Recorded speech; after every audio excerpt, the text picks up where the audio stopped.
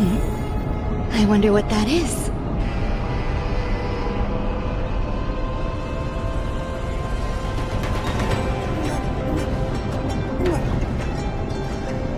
Sound lingers. Upgrade configured. Take a look. Let's see.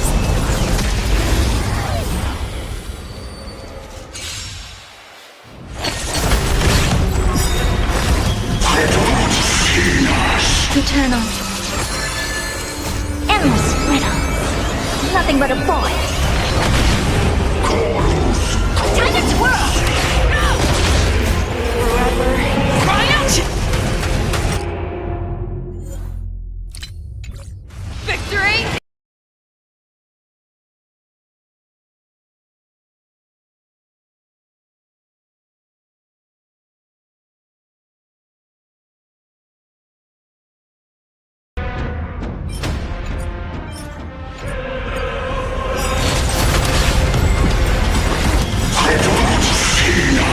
Existence is unity.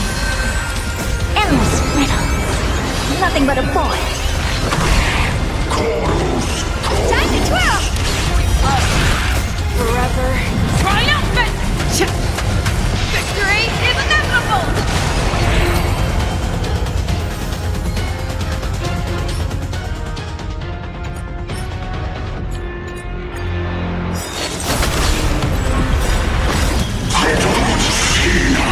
Eternal.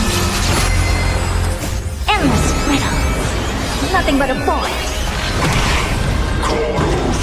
Time to twirl! Forever. Triumph! Victory is inevitable!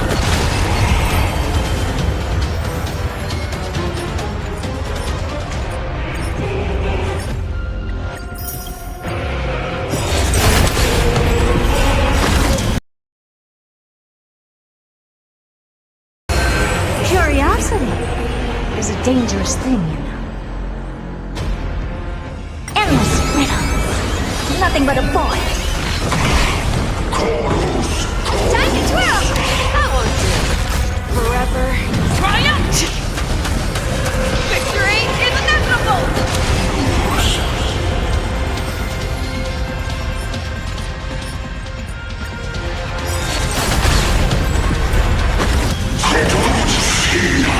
Eternal. Endless riddle. Nothing but a void. Time to twirl! Forever. Triumphant! Victory is inevitable!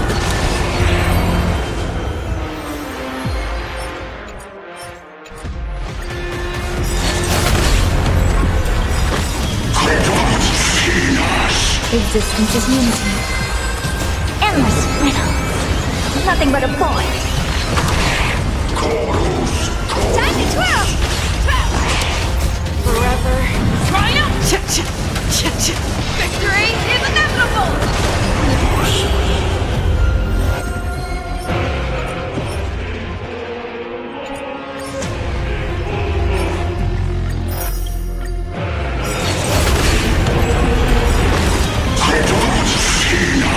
Eternal. Endless riddle. Nothing but a void. Time to twirl! I won't do it. Forever. Triumphant! Victory is inevitable!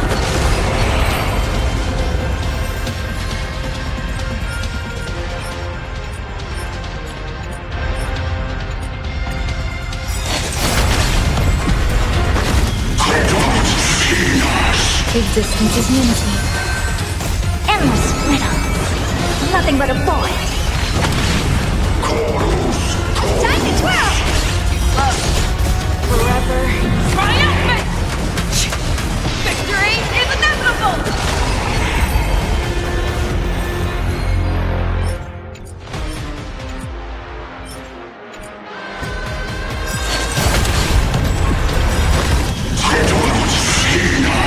Eternal. Endless riddle. Nothing but a void. Time to twirl! Forever. Triumph! Victory is inevitable!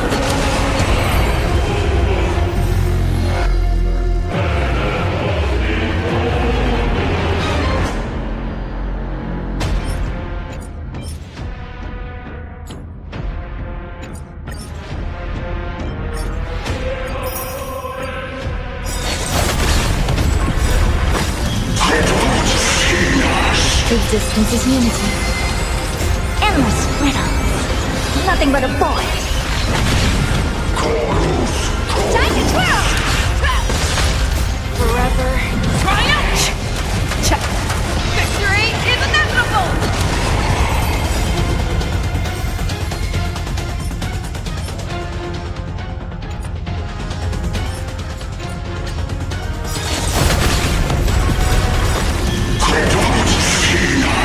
Eternal.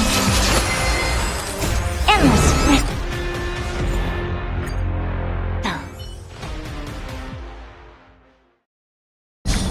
This one looks dangerous.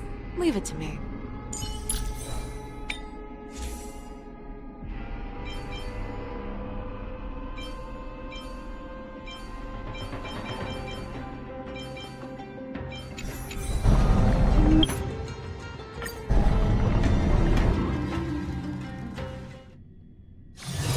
It's still early. Where to now?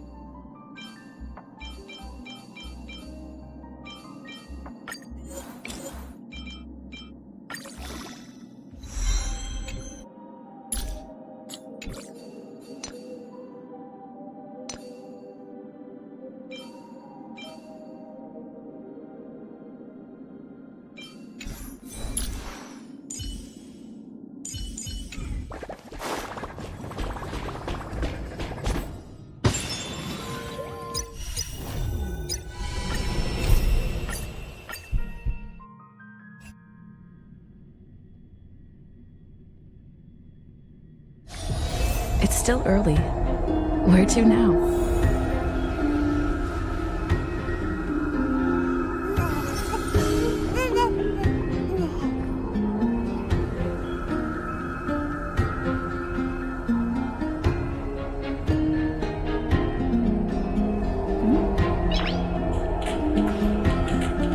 Nice.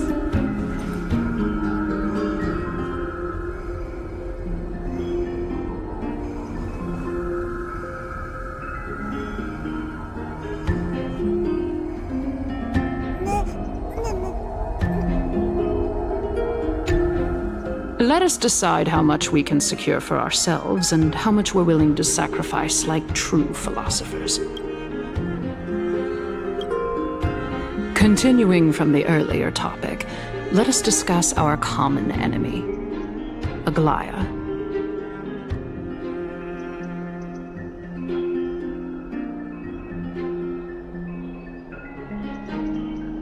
She is the second most experienced Chrysos heir across the whole of Akama, who has gradually lost her humanity to the ravages of time and the ablation of the core flame.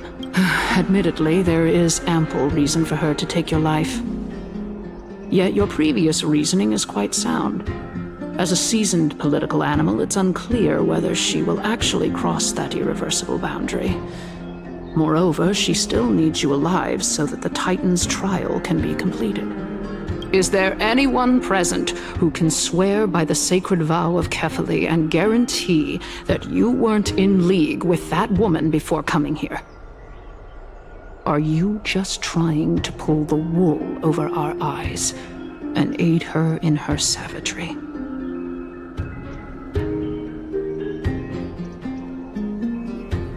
If Aglaia required a suitably intelligent Chrysos heir, then I'm the best fit for her needs. However, it's quite evident that she has no need for a Chrysos heir who could break free of her control at any time. Since I believe in neither Titans nor the prophecy, there's no way that I would willingly walk on the path that she extols.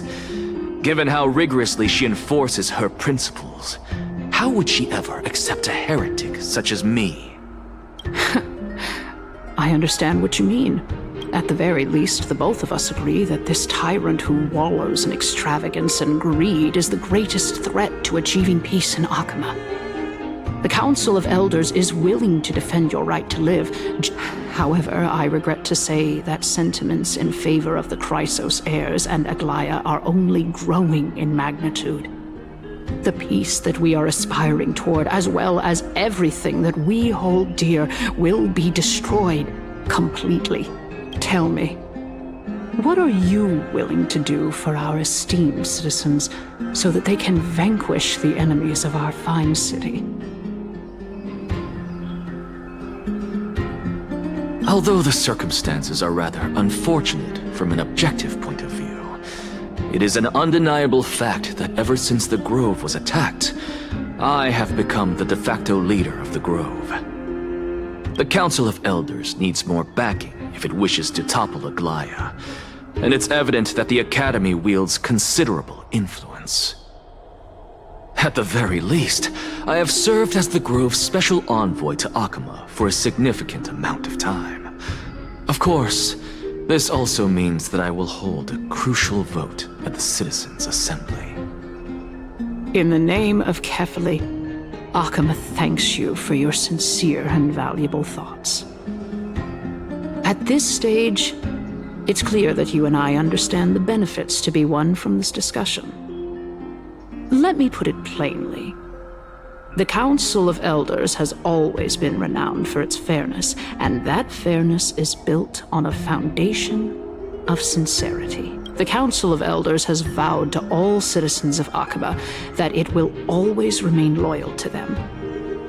As for you, my lord, how will you guarantee that you will be able to live up to such earnestness and will not betray Akama's indomitable citizens when the opportunity presents itself? Surely you jest. My loyalty does not need to be proven. The fact that the Council of Elders is asking for proof of my loyalty is itself akin to a form of betrayal. I am incredibly honored to have witnessed the both of you bury the hatchet in a civilized manner. However, I am afraid that I must interrupt for a brief moment. As the Theoros, I have observed the following. Lady Aglaya, the Goldweaver, is currently on her way to Dawncloud. Oh. Well, I do believe that we might have a slight Feeling dissatisfied, Lady Kindness? Despite the Council of Elders' lofty residence on Dawncloud, it must still tolerate the whims of the Chrysos heirs. So you were holding back just now. Seems like you are better at playing this game than I. So tell me, Anaxagoras, now that you're an ally of mine, if Aglaya were to demand that I hand you over, what should I do? You can do as she says. Tell her that the Council of Elders merely wished to chat with me and had no intention of offending her. However, by doing so, the authority of the Council of Elders will be as thin as papyrus that has been soaked in blood. Not only can it be destroyed at the slightest touch, but the Council will also lose possession of a valuable core flame. No, more like 2 core flames.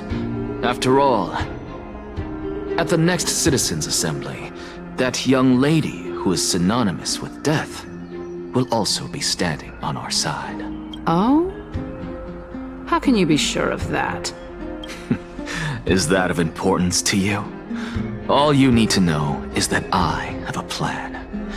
In my opinion, you should be more worried about the impending threat. If Aglaya can seize me in full view of the masses today, she could also dismiss the entire Council of Elders in one fell swoop tomorrow. Is this the outcome that you wish to see, Lady Kindness? Fine.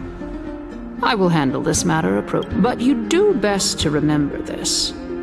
Fool the people and karma will be on your tail. Unless, of course, you crave cruel punishment and consider suffering the perfect state to ponder the true nature of souls. Well, what do you know? That happens to be one of my rare talents. We shall see, then.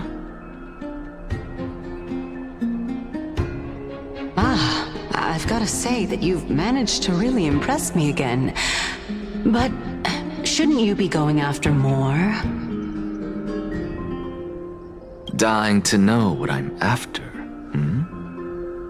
I mean, I'm the reason Titan after all. It is in me to ask and seek answers. Easy there. You'll learn the answers soon enough. I didn't bring it up with her purely because she doesn't have the means to give me what I truly want. It's as they say, onlookers see most clearly. The true masters of Dawncloud have always been the Theoros, who watches over everything.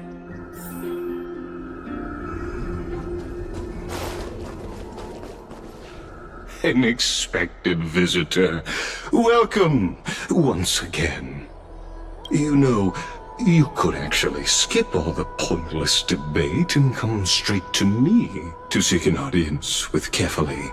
I have no reason to refuse you, do I? You may not, but Kindness has. Whoever gets hold of Kefali's core flame will get to rule over Akama. She's wary of me, so naturally I had to gain her trust. I would say that debate was not at all pointless. Very true. In my view, this individual has gone to great lengths to get close to Kefali. He might very well be plotting something nefarious against the Titan. Are you still willing to let him pass? Yes, very much so. All living creations are always free to visit Kefali's transcendent vessel. How convenient it is to be able to hear what they say. It is truly my honor to speak to a venerated Titan in person. Please, Go ahead. Let me join you both on this journey. Oh, a bygone myth tells of an occasion where Kefali once answered their followers' questions on the peak of the holy mountain. Their followers have since believed that scaling this titan cliff is one way of being with the god. Hear that? It's not every day that you get to climb a mountain with Circes. You should sing me a hymn of praise. Titan hymns are beyond me.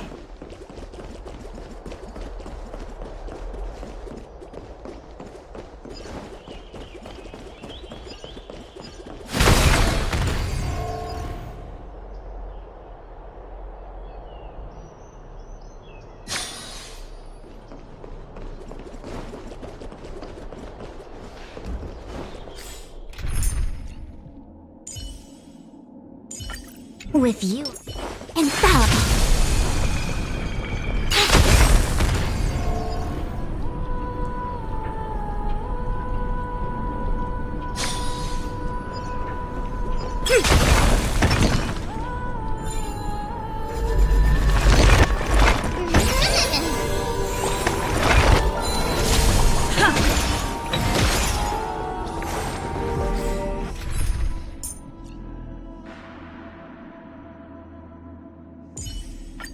It's fine. There's no...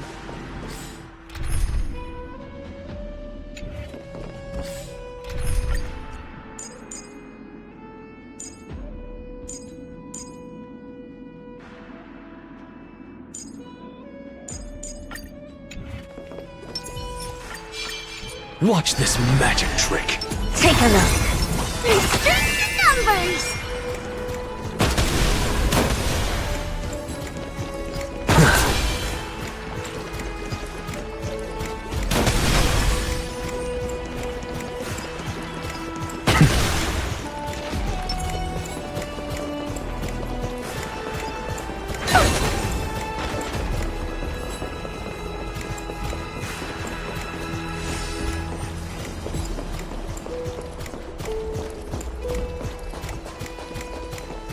Go on ahead. Take this Yanis shortcut, and the long pilgrimage stairway will be waiting for you at its... I have to admit, I never expected you to not ask me anything. Because I know very well what it is you are after. As the saying goes, a gentleman helps others achieve their goals. I have a feeling that your theory will be validated at the end of this journey. I believe Kefali will not deprive you of your right to ask your question, especially now that you're on the brink of death.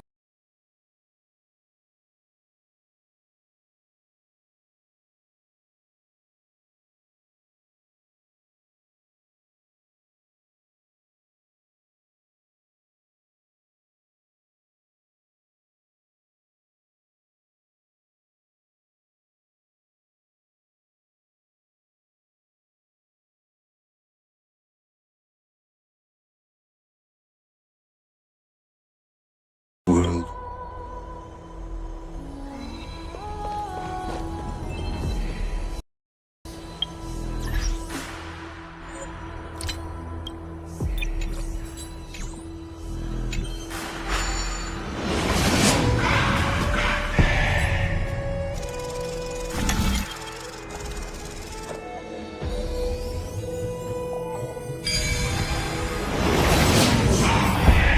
Honestly, this is my first time going up to Dawn Cloud's peak.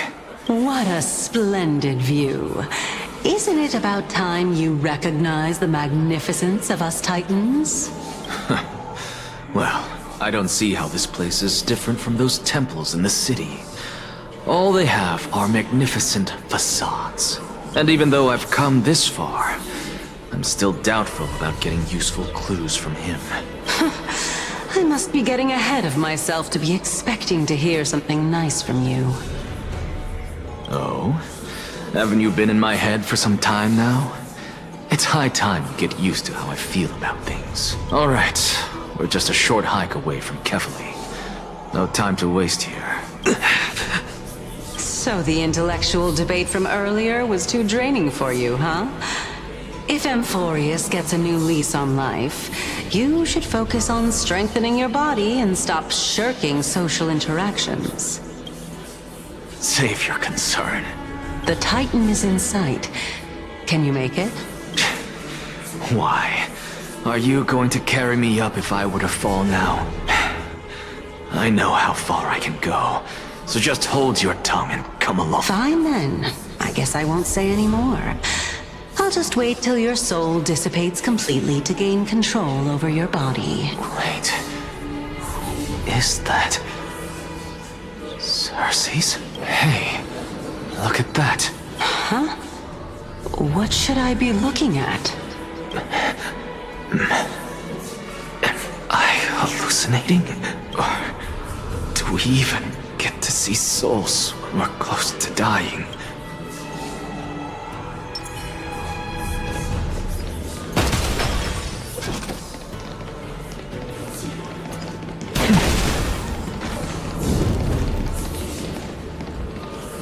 Oh?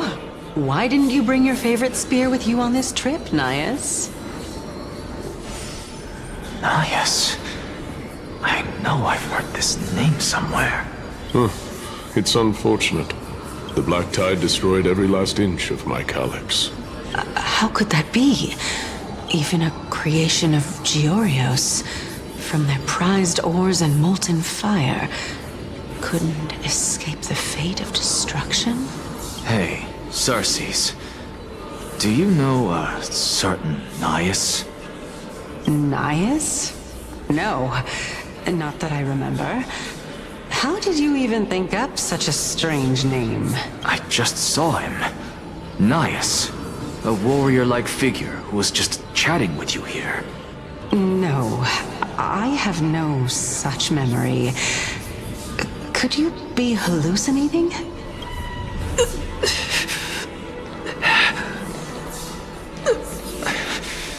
This is...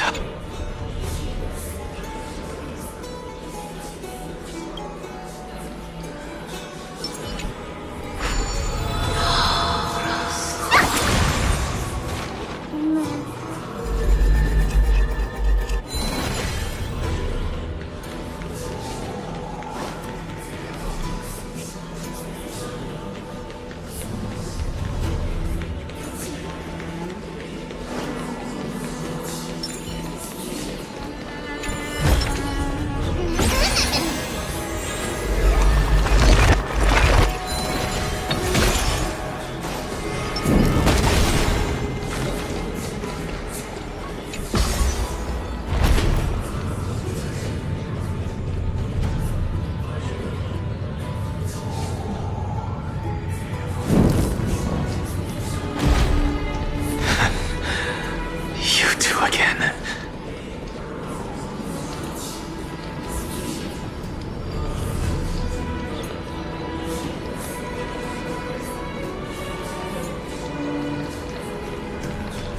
Enough about me. Did Kaos ever reply to you?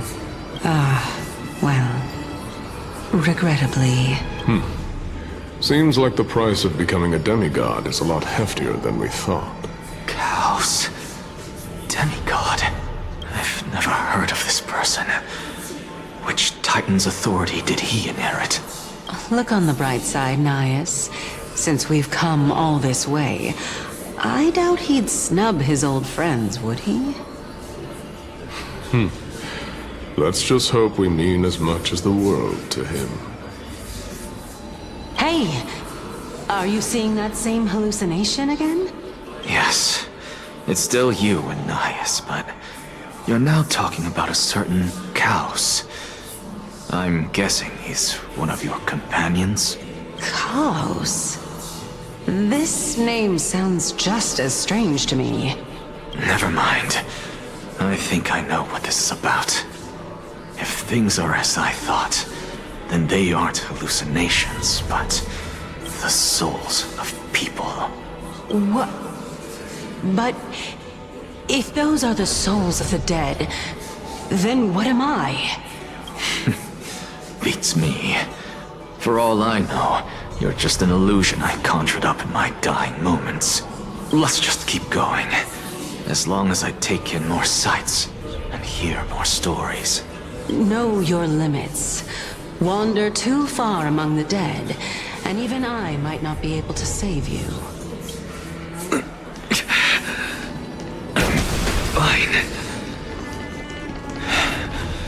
If this is indeed as I thought, then this will be very amusing.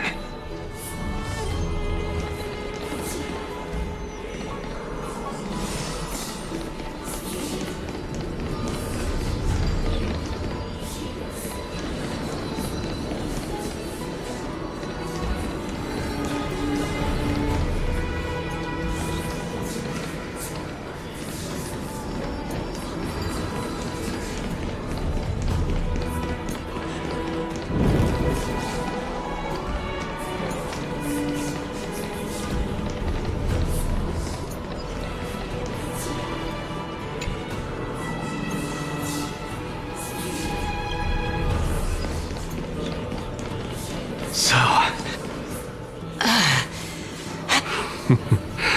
Can you keep going?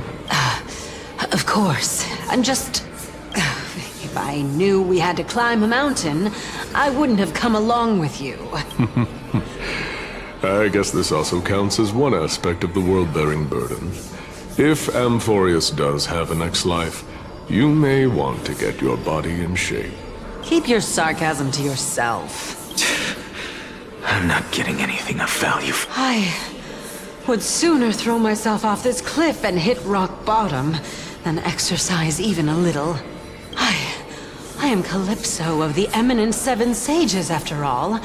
Training would make me no different from those Helcalithist barbarians. Calypso. She's one of the Seven Sages. A member of the Grove? No, she can't be. I would know her name if she really were one of the Seven Sages. Hey, Circes. Does the name Calypso ring a bell? Circes? Daggone. Doesn't matter. I can do this myself.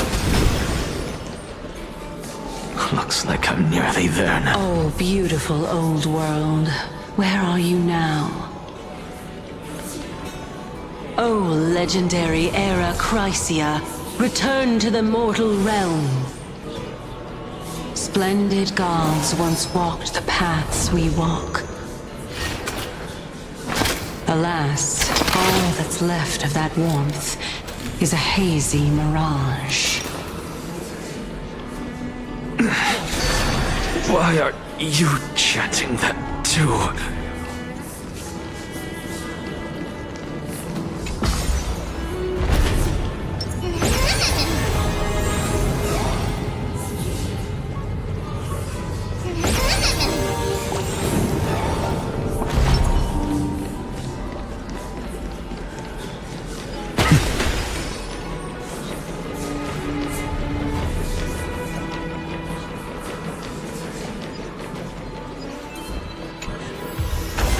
Not too shabby. Useful for alchemy.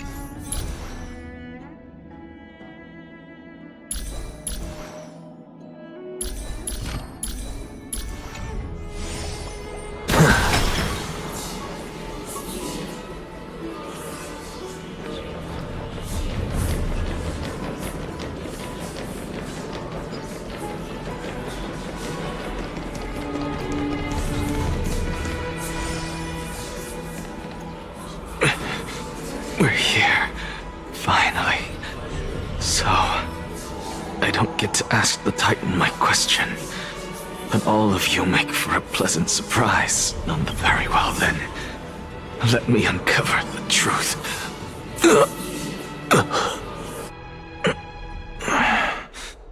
Did I still fail to make it in time? So, I'm back here again. This is... I can hear it. I hear it from the depths of the tides, behind the closed doors of the void world. A voice ready to tell me something. This time, the voice is a lot clearer than before. Since we've come this far, let's just wait. Lord Nias and Miss Calypso, are you both here to visit Chaos too? Yes, and we've been waiting for quite some time now. Regrettably, he hasn't answered us. The worst-case scenario is that he's already been overwhelmed and crushed by the world-bearing burden. You're overthinking, Lord Nias. I can still sense Chaos' soul in the area. And besides, we both know Chaos' nature.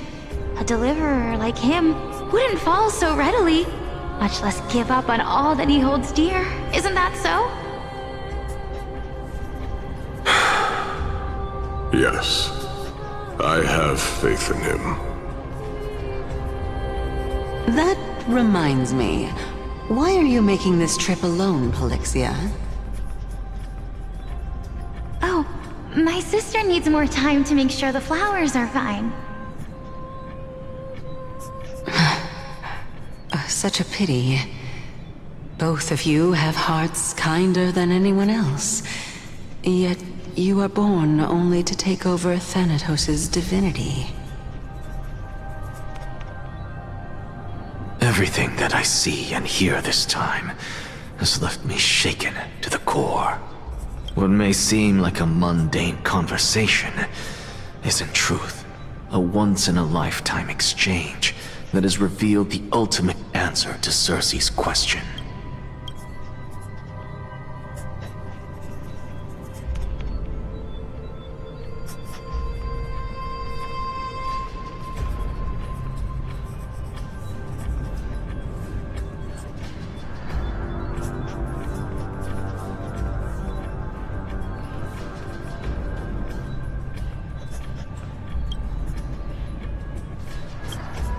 The conjecture has taken shape and must now be solidified into a theorem. Next, I only need to seek verification from Kefali. By doing so, I can answer Cersei's question and reclaim my body. But no, I will not do that. That isn't important, because another one of my conjectures, one that I have always dreamed of proving, has been proved right this very instant. Fusing a mortal soul with that of a Titan to replace said Titan is not a ludicrous idea after all.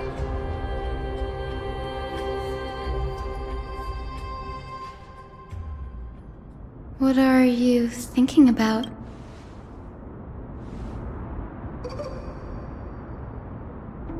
Is that so? You don't look the slightest bit amazed, though. Plus, you seem to be strangely familiar with the city around the Great Tree. Events of the past, huh? I was also a child when I looked up at Cersei's. Their leaves and branches reflected the sparkling stars, and their trunk was like a pillar that supported the sky and ground.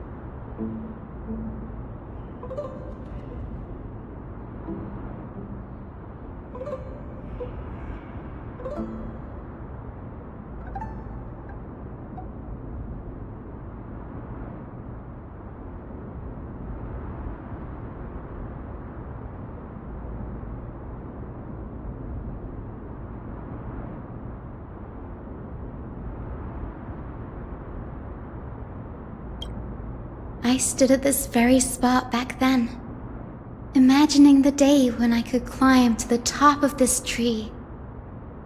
Because I would be the closest I can be to the sky at that spot.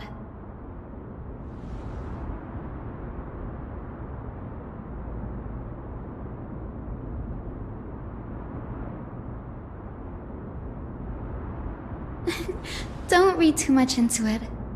I mean, can mortals even hope to reach Aquila's realm? They're a strict and draconian god. Nothing like Circe's. Reason is willing to share what is theirs with others, but Sky only expects people to revere them. You get what I'm saying, right, Denny? After all, the titan that imprisoned you and Grey here in Amphorius is none other than Aquila themselves.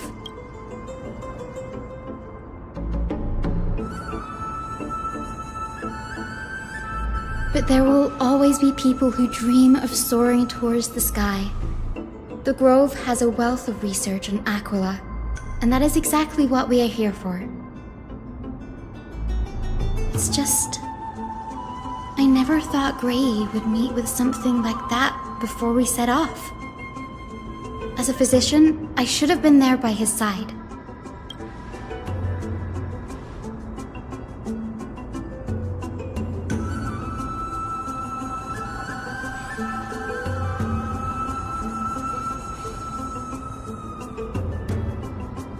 Yeah, there's no rest for the weary, huh?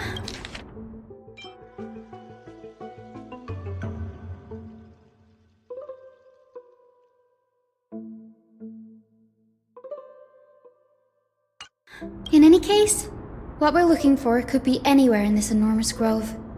Let's split up to cover more ground. Danny, with your skills, I'm sure those monsters born of the Black Tide will pose no threat to you anyway.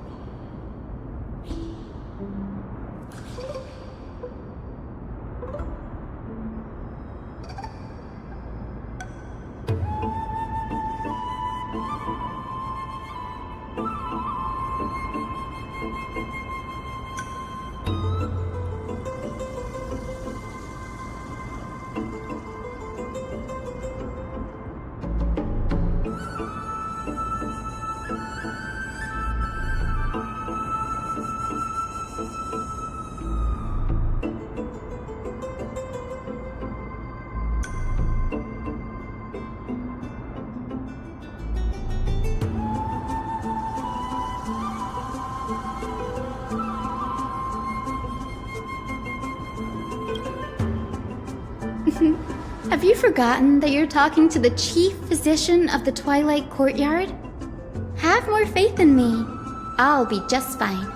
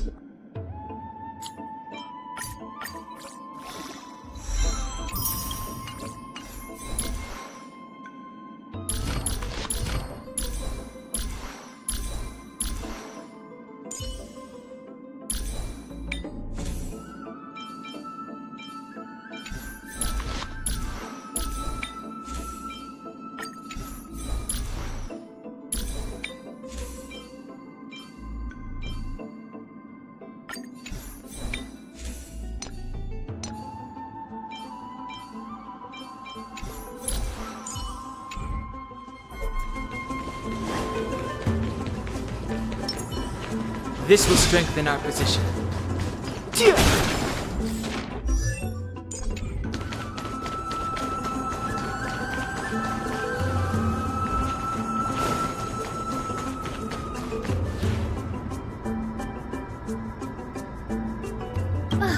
Really now?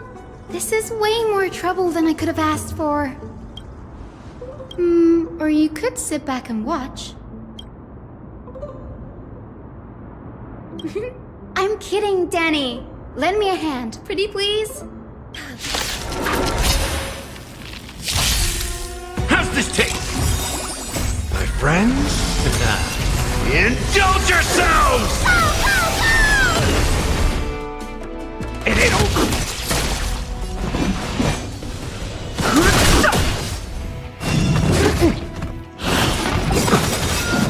It's like the West Wind. Away we go! Embrace a new life.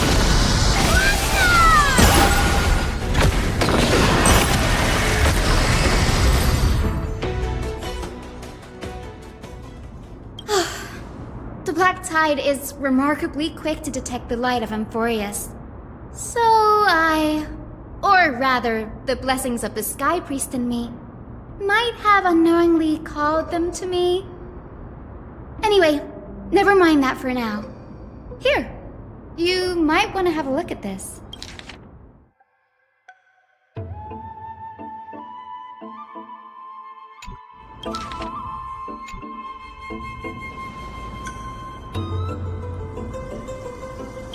This is new. I didn't know Professor Anaxa was researching the sky. He's never mentioned anything about it.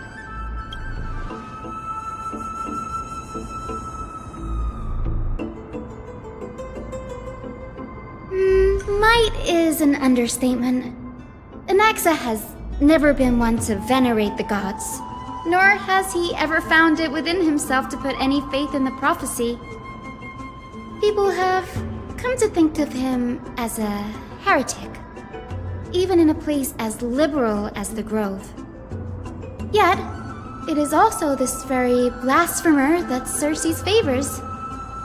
Fate sure works in mysterious ways. Oh, let me have a look.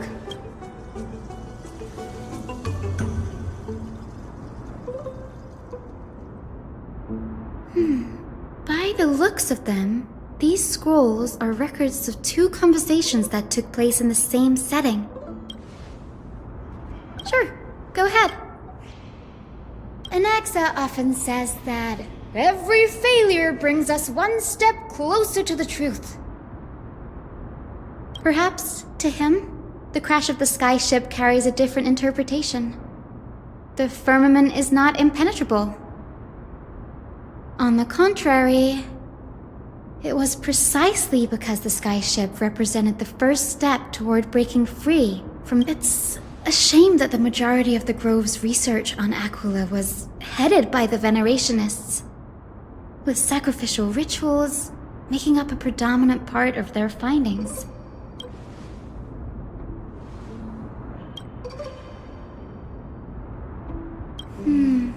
That's what I'd like to know. What are these experiments he's involved in? I have a bad feeling about this. This will strengthen our position.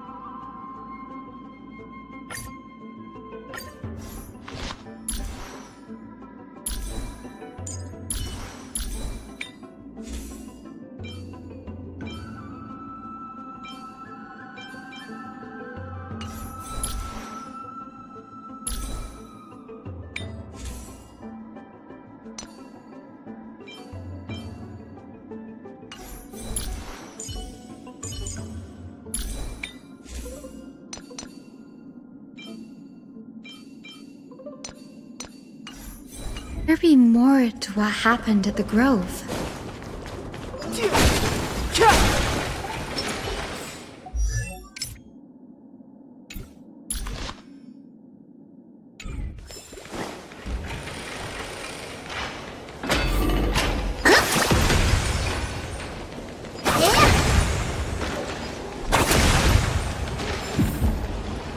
This is the Library of Philia, a place where the Grove stores its collection of tomes. Other than books written by the 7 schools, you can also find philosophical texts, ballads, and religious writings from the Outlands here. Cities that desired to learn from the Grove were apparently expected to contribute knowledge of equal value to what they sought. We've had more than our fair share of hilarious episodes over the years. For instance, it's said that the Erythrocheramists once borrowed a manuscript from a certain author, but ended up returning a copy instead of the original. What's more, the original manuscript was supposedly then hidden here.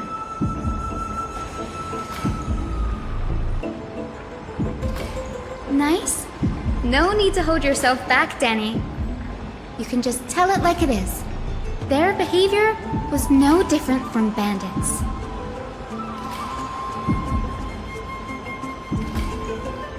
Whew, you've got me there. Some said you couldn't even find a dictionary in Castrum Kremnos, so I guess they were spared. There are too many books in the Library of Philia. Flipping through them all will take too long. Why don't we use the Biblioslate to search for the texts we need? We can bring them back to Akama for reading after that.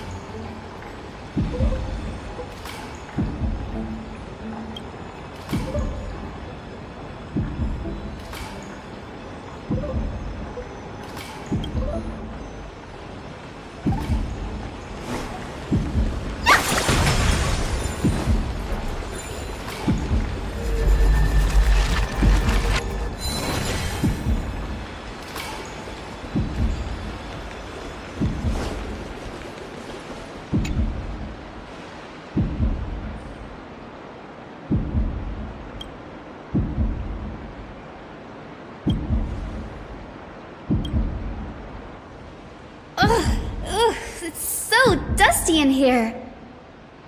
Whoa. Are these all complaints about him? I can already see what they must have written. Anaxa has no respect for the gods. His very existence undermines order in our society. They're probably all things like that. Why else would they call him the Great Performer? When Anaxa established his school of thought, the first thing he apparently did was read his own work to everyone. Are the Titans truly an accurate reflection of what humans think gods should be? Worlds created by gods are indubitably perfect, but what of Amphorius? Only foolishness and insensitivity everywhere you turn. They marched him straight to the seat of judgment before he could finish. Though what he took on in the end was more of a debate than an actual trial. He had to address every one of the scholar's allegations, or face expulsion from the Grove. The first allegation was...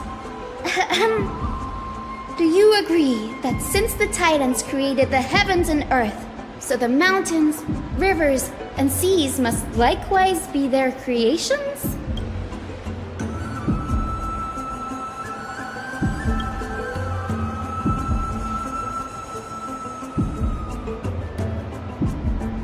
Anaxa said the same thing then. Needless to say, his critics didn't take kindly to his answer, so they followed up with a second allegation. You claim to be studying souls, yet you are, in fact, defiling them and committing acts condemned by the gods. Do you admit it? Anaxa always wears an eye patch, never removing it, even when alone. Some say he used one of his eyes as an alchemical ingredient. Every being in the world owes their safekeeping to Kefali, and this is even more so for the Chrysos heirs who have divine blood coursing through them. If he had has really done something of that nature, then it had indeed be sacrilegious. Thankfully, they had no way to prove it, so it amounted to nothing more than an allegation in the end. One by one, Anaxa engaged in wars of words against those who would challenge him. Toward the end, a scholar asked him, "Anaxagoras, have you any respect for the gods?" It was only after a brief silence that he answered, "I have never denied that titans are meant to be noble constructs." Yes, I'm not sure how that controversy was eventually resolved, but what's for certain at least is that Anaxa was allowed to stay in the grove where he continued his research. It was only after a brief silence that he answered, "I have never denied that titans are meant to be noble constructs."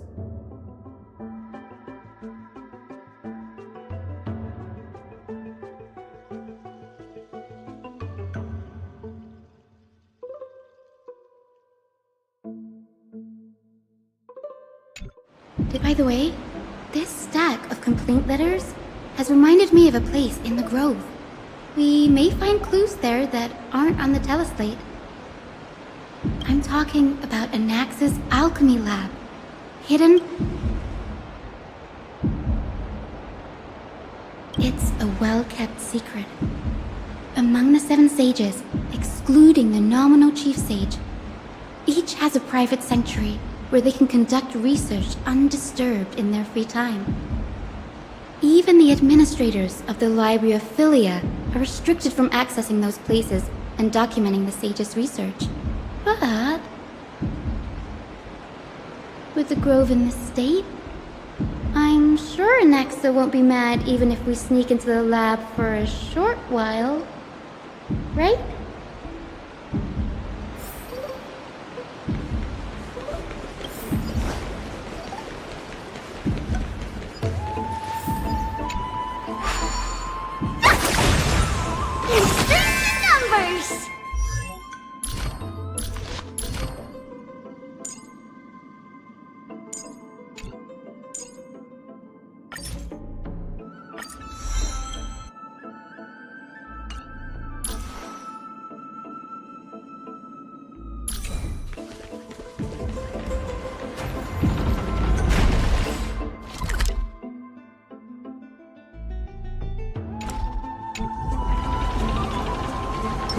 Watch yourself!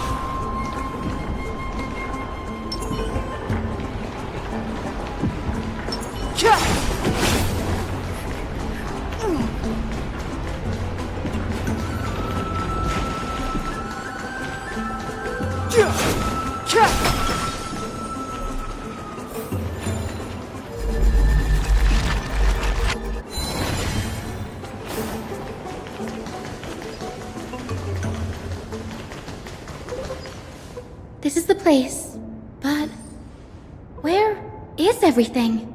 Materials for alchemical experiments, matrix diagrams, and even the seal to the lab. They're all gone. Did the Black Tide destroy it all?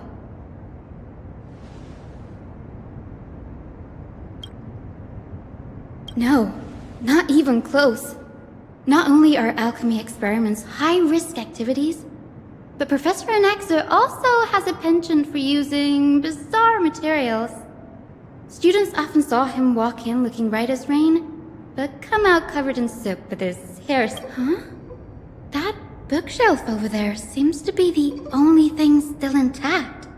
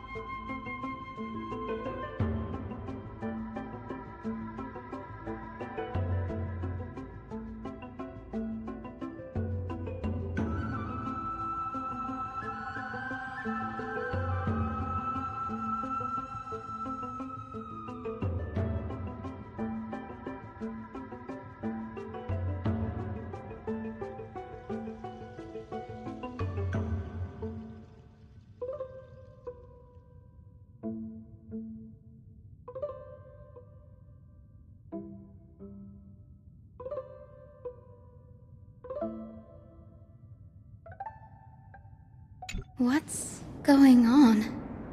Anaxa is conducting research on our friends in Alchema and... me?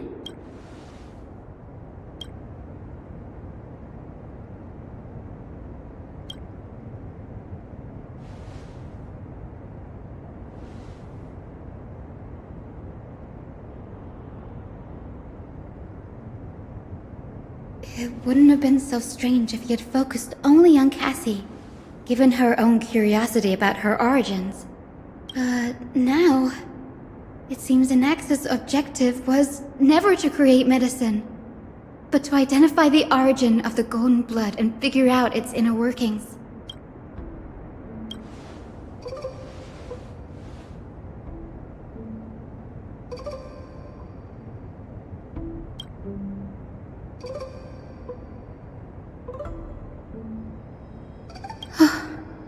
Danny, look at this.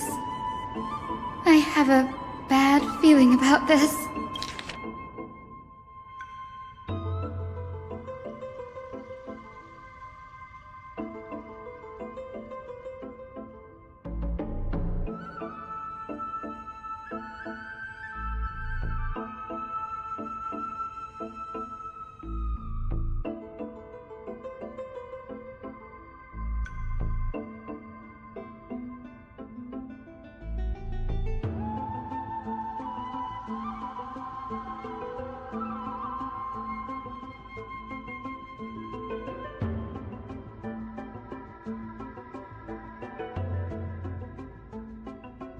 My biggest fear. It's come true. After going through his notes, I think I can piece it all together now. Anaxa was carrying out experiments on soul transmutation. Yes, this is what he was secretly conducting research on. Something he had to keep hidden from others. Compared to his public speeches, this is the real blasphemy. Oh, I just thought of something. Do you remember when the black tide was approaching? The Grove had planned to send Cersei's core flame to a safe place. But an accident happened along the way, and Anaxa lost his life in the process?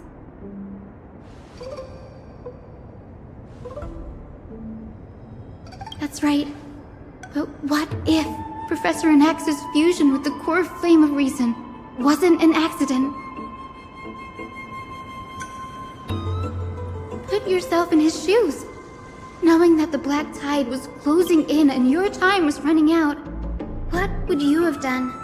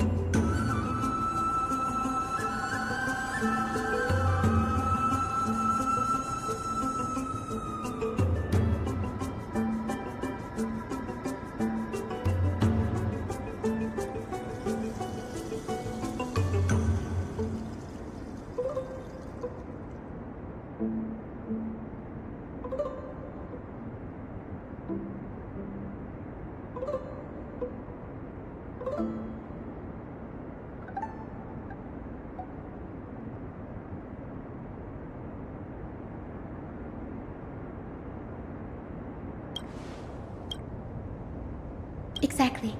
When the black tide came, the true reason Anaxa headed to the Luminary Throne was to transmute and fuse himself with the Titan's core flame. No. Judging from how he reacted after the event, the results came as a surprise. Maybe he failed to consider the possibility that Cersei's would make a similar decision.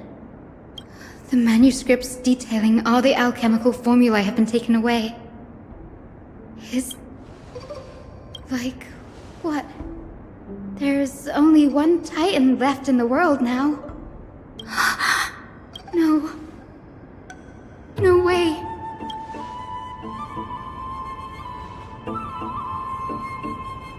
after Kefali. Sir, this sky above us, it's not real, is it? Of course not.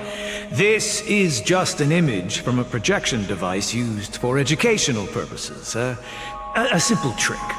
The day-night cycle has been lost to this world. So that students like you may still learn about the night sky, astronomers have harnessed the Titan's miraculous power to manipulate the light, projecting the nights of the past here for you. Much like how the sky above the Holy City is also illuminated by Kefali's dawn device. So, the skies of Akama are fake too. You mustn't conclude that, Anaxa. You should know that only a child would expose a trick and be proud of it. Often people know more than they let on. They simply choose to feign ignorance because they have no other choice. Then they're just deluding themselves. People believe in Kefali's tale of Genesis, accepting wholesale whatever the priests preach. But we're different. We've already walked out of the... We have already realized that we live in a world where Titans make the rules. Even when we look at the sky, we're only seeing what they allow us to see. Rather than gazing at this mockery of a night sky fabricated by them for the rest of my life, why shouldn't I be the one to take control of the projection device instead? So much time has passed since you sowed the seeds of doubt in my heart, child. Many a night, I find myself penning down all my theories and wild ideas, only to burn them to ashes when I open my eyes in the day. Why? Because we'll face death by burning if word gets out? As a sage of the Venerationists, my soul has already become inextricably linked to the great tree. Every word I say and every move I make is certain to influence every leaf, every branch, even the tree itself. But above all else, my days are numbered. Instinctively, I have my doubts about the golden blood and the human soul, yet I have no means of verifying them. The golden blood in my veins is woefully thin, and I am loath to waste what little time I have left obsessing over a hypothesis that cannot even be proven in the first place. But I can, sir. I can do it for us. The time is right. Give me all that I need, and I shall accomplish this grand feat on your behalf. You're right. I shall do just that. In the next meeting of the sages, I will spare no efforts fighting for the rights you deserve. Go. Establish your own school of thought. Find out what we are. Become the one who conquers the ultimate truths of the world. Child of humanity, you didn't go to such lengths for an audience with Kefali. Just ask him a few questions, did you? So, if I were as foolish as a Dromus, perhaps I'd throw myself down and prostrate before their greatness, begging for the gods' prophetic wisdom. Well, sorry to disappoint, but I'm no Dromus. Alas, I am a human, standing tall on 2 feet, possessing both intellect and pride. Before such power, does it make any difference whether you're a human or a Dromus? I'm sure you're familiar with the story of the Styxians. When the raging waves threatened to swallow them, they didn't just give up and become sitting ducks. No. They constructed a dam that kept the roaring tide at bay, chaining down the mad Fagusa.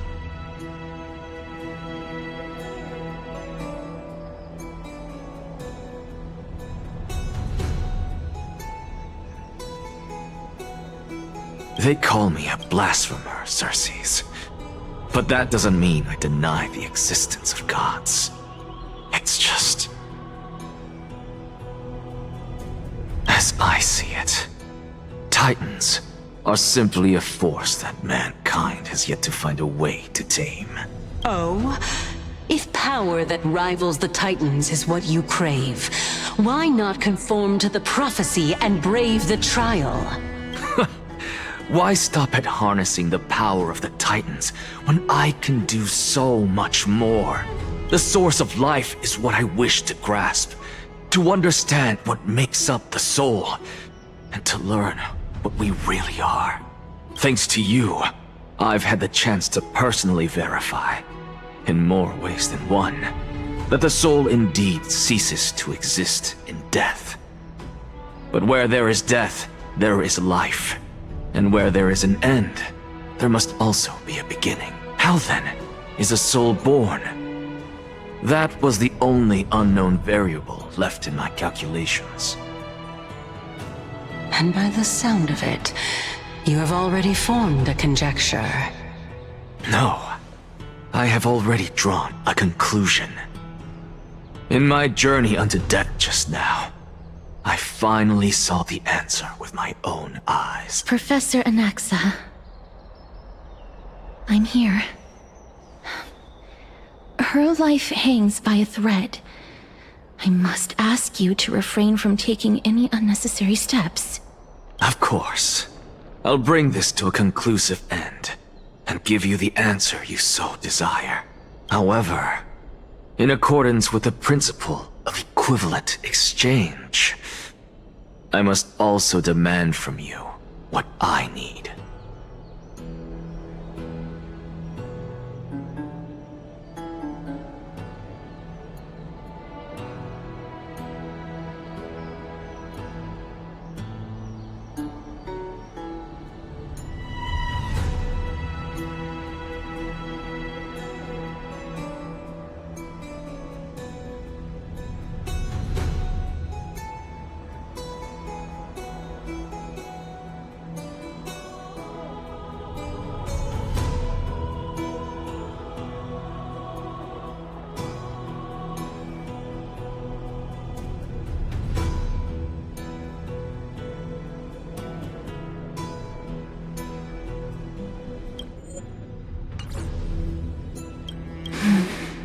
As you wish. Don't you care to know what the price might be? It's a matter of uncovering the truth about the Death Titan and her survival. This may be the only time I can ever save someone's life. There is no need for me to think twice. I see. In that case, let the show begin. Indulge me. Am I correct to say that you intend to prove Thanatos' whereabouts and prove the nature of our existence now? Before I begin, I must confess I had been stuck in a cognitive trap all this time.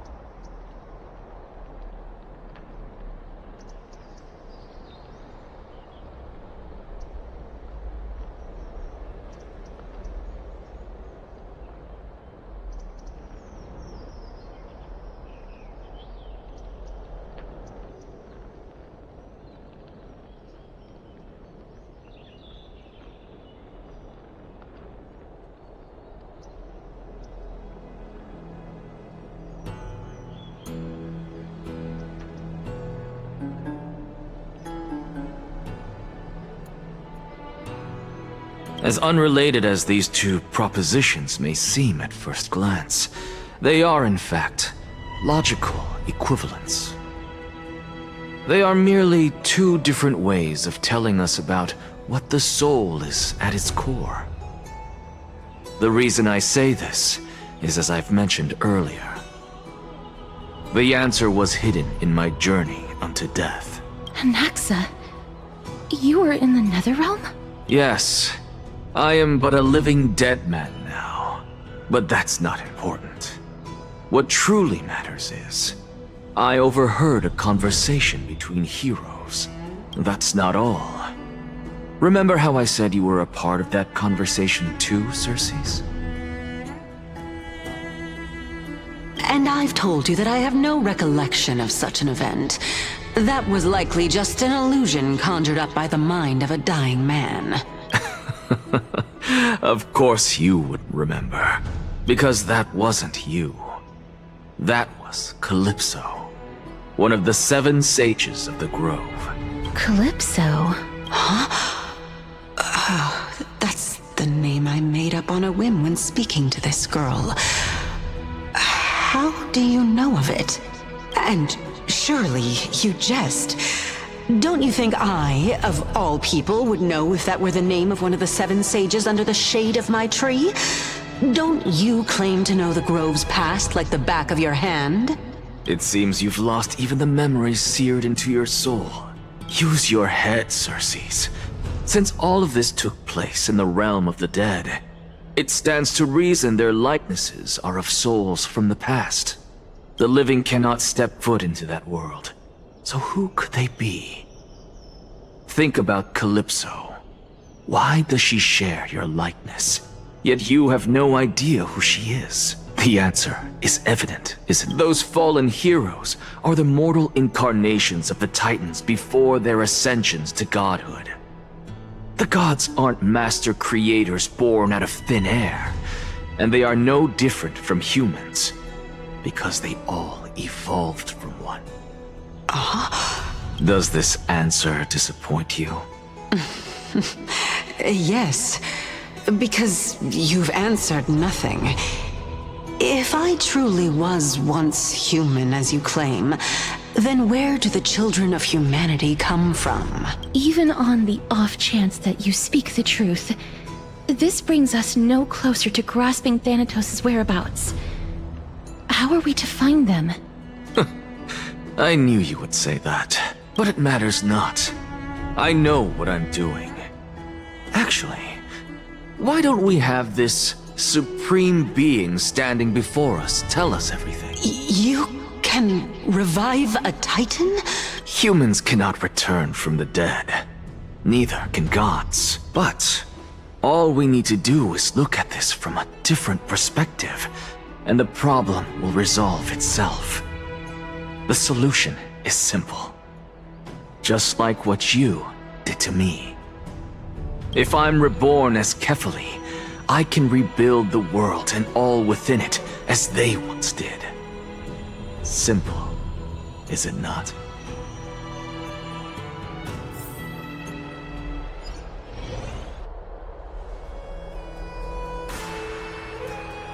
I have news from Hyacinth and Dan Heng. Anaxa might be trying to do something with Kefali's divine body. Kefali?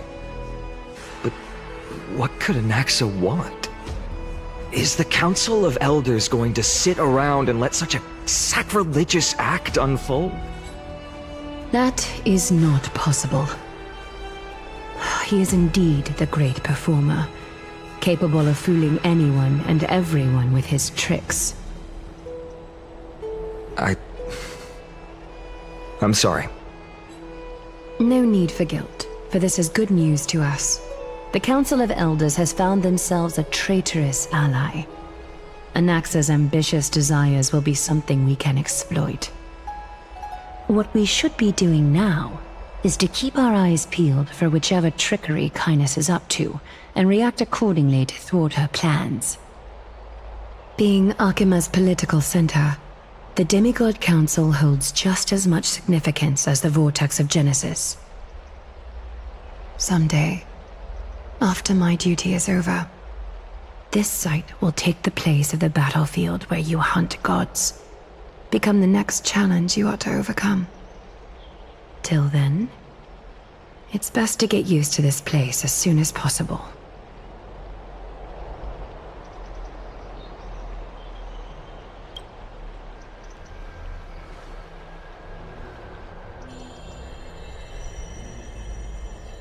Preposterous! The Christos heirs only have their standing because of the Council of Elders! How dare they trample over it!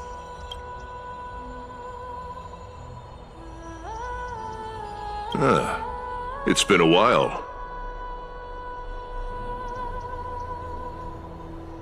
What is that supposed to mean? Is this really the sort of person that the young lord praised as a ferocious warrior? It has indeed been some time, Lord Crateros. What brings you here in such haste? Shh, keep it down. Be more vigilant. See those duplicitous dogs over there? They do the dirty work for kindness. I've already ordered my people to hold them back, but we should still lay low. Unless you're itching for a bloody fight to get a workout in. My bad. So, did something happen? Did you hear thunderclaps last night?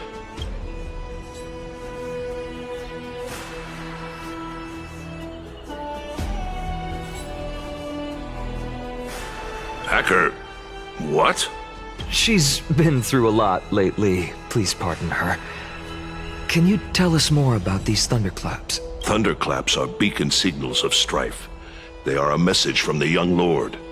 He threw a spear bearing several words at Akama. Watch out. The Flame Reaver is back. I guessed as much. We didn't actually kill them back at the Kremnos Arena. I figured this is something you would want to know. We Kremnoans never back down from a fight. So if you plan to take that thing down in a battle, reach out to me anytime. You have my gratitude. I will let Aglaya know about this right away. Remind her to be on her toes while you're at it. That vicious kindness has been unusually active lately.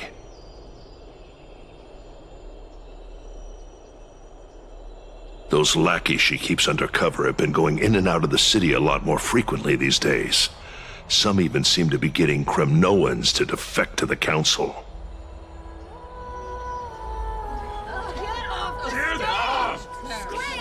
How dare you! Don't place that! That's her. Looks like you can see it for yourself. We should get back. Thank you for the intel, Lord Crateros.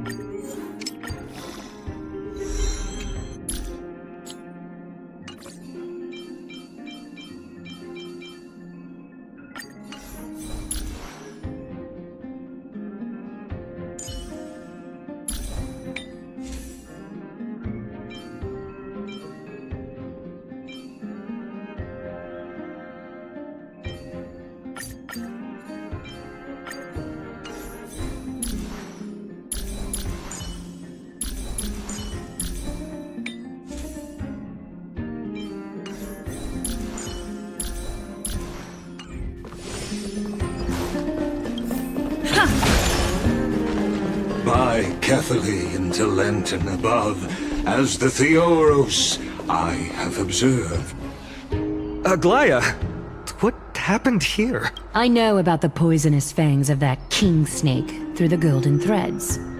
In the past, I would be confident about keeping her in check, but I admit I am now unable to do so. What do you mean? It is no longer about eloquence or arguments. I have been a demigod for far too long that I hardly have any humanity left. Before I realized it, I have become no different from these hypocrites. Now, this has come a lot sooner than I expected. But perhaps it is time. I need you to step up, Finan, in order for me to retreat behind the scenes. Yes, this is my duty, but... It is far easier for the Council of Elders to fool many than just fool one person. Their so-called more support is no more than a ruse to distribute power using words instead of lances. There is no glory in winning this debate, but that makes having respect for humans so much more priceless. Finan, you are a Chrysos heir without flaw, capable of relating deeply with humans. I appreciate what you've taught me, Aglaya. I hope we'll live up to your expectations and win this debate.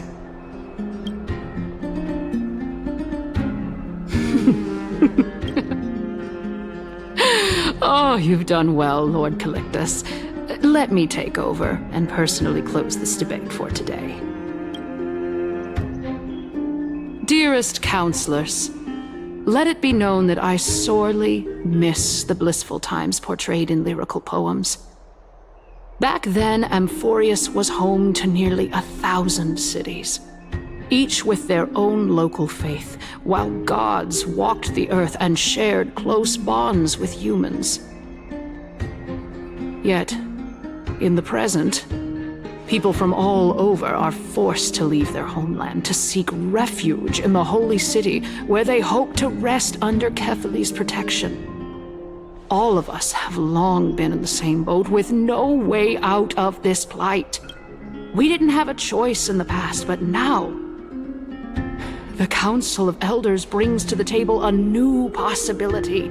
All I have left is one question for you. Would you rather strive toward the unheard of Era Nova, or return to the prosperous Era Chrysia of our past? Now, which of the two would lead mortals to an ideal future?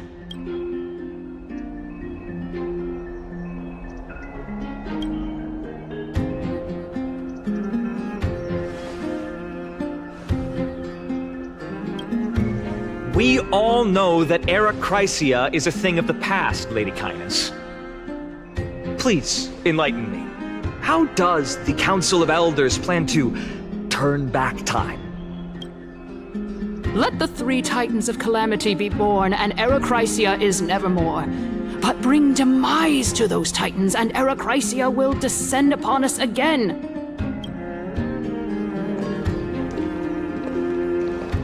Know that the Council of Elders is never one to make empty promises.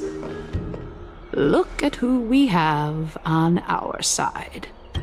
Anaxagoras, one of the Grove's 7 sages, and Castorus, Idonia's goddess of death. With the help of these 2 heroes, I can promise all of you that Era Chrysia will exist once more. Aren't they Chrysos heirs? They're supporting the Council of Elders instead? It's clear from the start that these heroes do not get along well in their group. All the more proof that Aglaya isn't fit to speak on behalf of every Chrysos heir. Era Chrysia! Era Chrysia!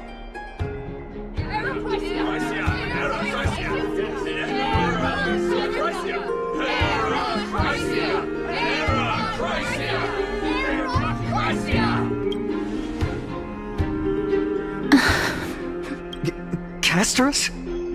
Why are you standing over there? You finally arrived, Naxa. So have you, Cass. Don't worry, Aglaya. Well, I know that you have many queries. could you continue to converse like how the citizens normally do? Tell me, dear citizens, if we successfully retrieve and return Thanatos' core flame without anyone passing the Death Titan's trial? The answer is simple. We will have a chance to rid the world of death and bring Amphorius back to an era when all beings live forever. He's one of the 7 sages. Your proposal is much too idealistic. As long as the Black Tide still exists, how can we go back to the old days? Remember what I previously said?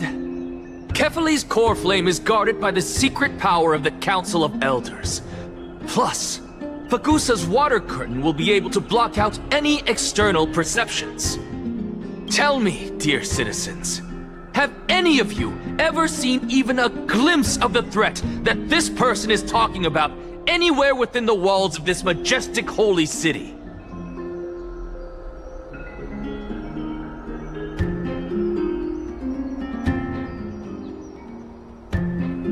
If we eliminate death, then there's no need for us to fear that Flame Reaver, right?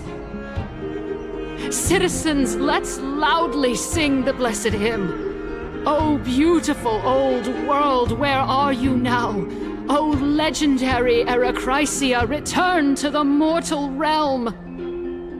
After the destruction of the 3 Titans of Calamity, the Flame Chase journey will have to end.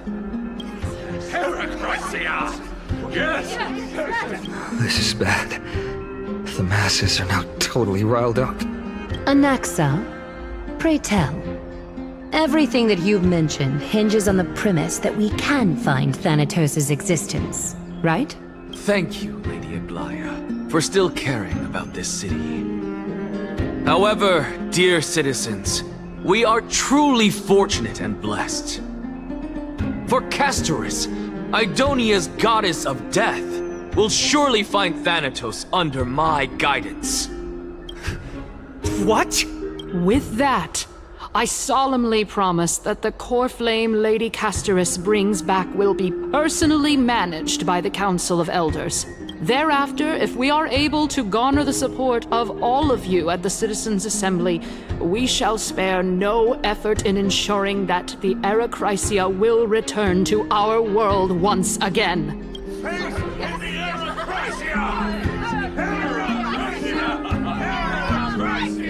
With the balance shattered, the result is clear. By Kefali and Talenton above, as the Theoros I have observed. Akama has chosen her destiny. The issue up for discussion at this Citizens' Assembly shall be modified to the suspension of the Flame Chase journey. This resolution shall be put up on the Wall of Heroes, such that all citizens are aware of the city's way forward. Aglaya, dear Aglaya, what has caused your heart to soften? You also don't seem to be as quick-witted as before. Wag your tongue as much as you like. Since the Flame Chase journey has been preordained by the prophecy, our failure has never been on the cards. Well then, I guess we'll find out if that's true at the Citizens' Assembly.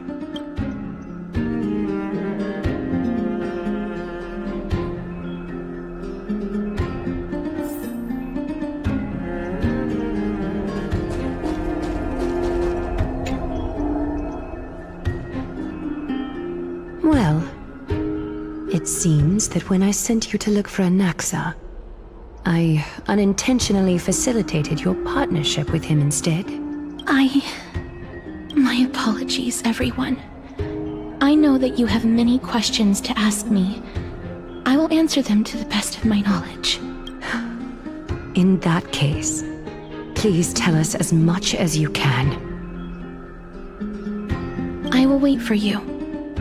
This matter is of great consequence, and Miss should hear the entire story from beginning to end.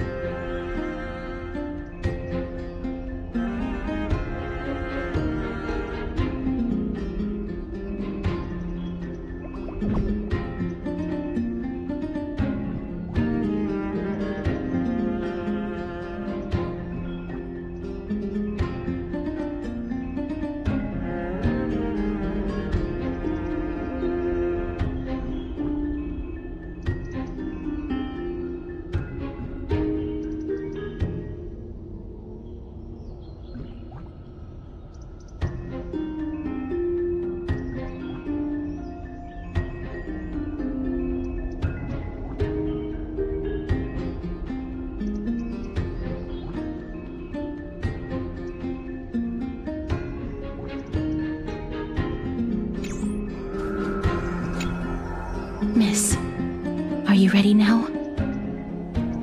In actuality, he showed me a past that was both long and heavy. The reason I say this is as I've mentioned earlier. The answer was hidden in my journey unto death.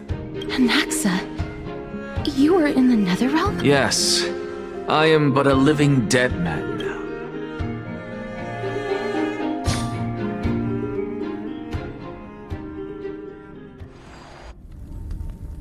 Have you heard of this tale before?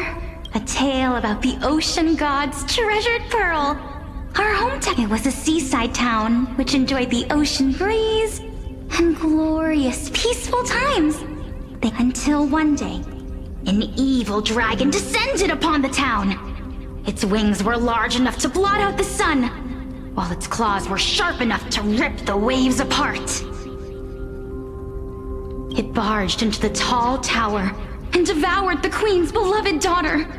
The queen assembled 300 warriors who managed to subdue the evil dragon by chaining it up. However, when the queen slit open the dragon, it was then that a devious, smooth-talking scholar arrived. The princess was reborn! The queen was overjoyed, blissfully unaware that the evil dragon's soul still lurked within the princess's body. As revenge, the evil dragon swallowed the poor queen, the glib liar, the courageous warriors, and all of the town's innocent civilians in a single gulp.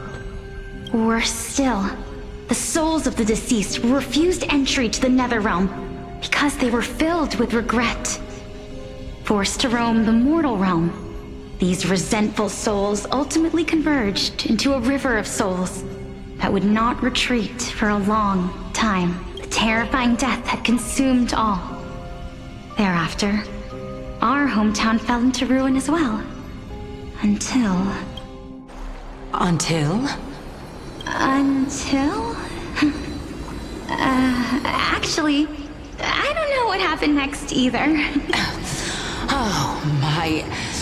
It seems that you still like to whet people's appetites even after all this time, Pelixia. So, according to your story, this is how I used to look?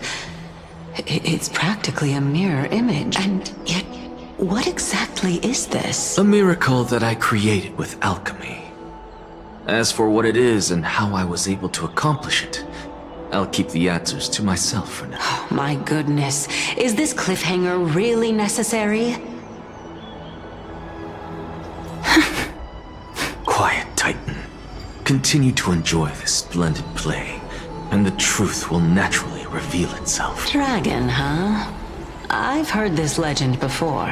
In that case, what do you think of it? I think that this so-called alchemy was a tenuous analogy added to the story by future generations. After all, you've never heard of a tradition of alchemy in your hometown before. Indeed. Before I left home to pursue my education, I never even knew that anybody was looking into this area of study. Therefore, we can just treat this tale as a fable told to young children. A fable, you say? If so, what moral is it trying to impart to the kids?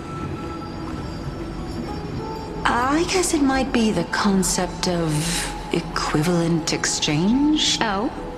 I thought the moral might be closer to something like honor the dead. Huh. What? At a loss for words? No.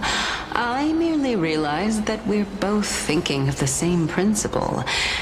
If life is priceless, then there is hardly anything else in this world that is of equal weight to it. Right? Indeed. As expected of the wisest scholar in the land. You flatter me. Why don't I ask you a question as well? Of course. What is your question? If I imparted my knowledge of the art of alchemy to you, would you use it to resurrect someone you loved? What? What kind of strange question is this? I got it. You're just trying to get me to tell you whether I like anyone, right? Let's just leave it at that. That was rude of me. Yes. Oh? Death is inevitable. In the days to come, I'm certain that someone whom I cherish deeply, if such a mighty power really existed, I think I would use it without hesitation. After all, you, me, and the rest will all have to face that fateful moment eventually.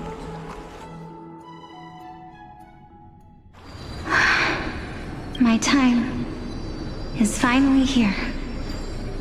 However, perhaps because of my firm belief in the immeasurable value of life, I am unable to complete the trial. You shall wither, and through that, the dead will sprout again from the remains, and be reborn with the dead flame. It is a pity that fate is such a cruel mistress. Is there no other way of interpreting those words? I'm afraid that the meaning is clear. Between my sister and me, one must pay the price. Our trial can only be completed when the one chosen sacrifices her life. I'm afraid that the prophecy might even have selected a pair of twins. Fortune makes fools of us all. My sister is prepared to sacrifice herself. And yet, I can't do the same. How absurd. My time is almost up, but I'm still afraid to welcome death. What should we do? If I'm ultimately not able to make up my mind... Since Chaos is willing to guide all of us and leave this trial to the end, there is still plenty of time for you to ponder. That's right. Don't allow the fog of an uncertain future to cloud your mind. Trial, prophecy, the topics that they're discussing seem familiar, but these three people must not have left their names in the epics. Otherwise, I would have some recollection of this. Amphorius' history before the Titans were born was complete chaos. I have long held three hypotheses about this. However, let's continue watching for now. Calypso, Polixia, and this warrior.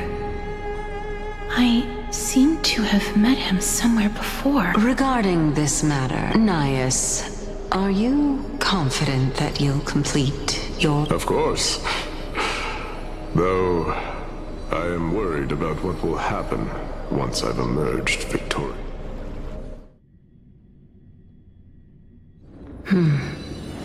Looks like you have made up your mind. Yes, this is the safest course of action. Completely separating courage, honor, tenacity, sacrifice, and reason.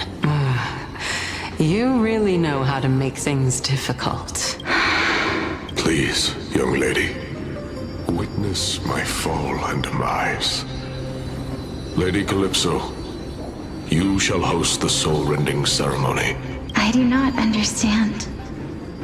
Why would you dare to sacrifice yourself for a future that you won't get to witness? Because this is our destiny. The power that resides within me is so intense that I will one day be engulfed by it. Furthermore, a valorous death before glorious return has always been the path I chose to walk. A journey I began long ago. If your sister or Chaos were in my position, I believe they would make the same choice as well.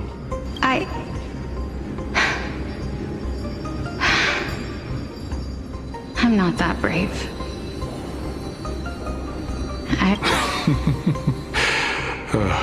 Despite being Death's chosen one, it seems you still don't know how to face it. Let's chat, young lady. Perhaps I shouldn't end my journey so hastily. Since there's still time, I'm not worried about letting fate wait a little longer. Of course.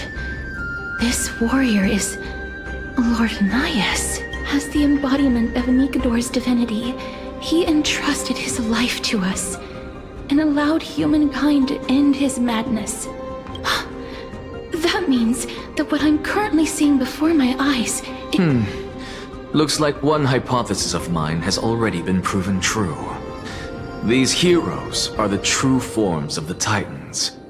If so, the chosen one of death that he speaks of is... Polixia? Is the previous form of Thanatos? But her appearance... If this is true, as long as we can find out where she went, we'll naturally be able to figure out the location. But before that, we first need to witness what ultimately happened to Lord Nias.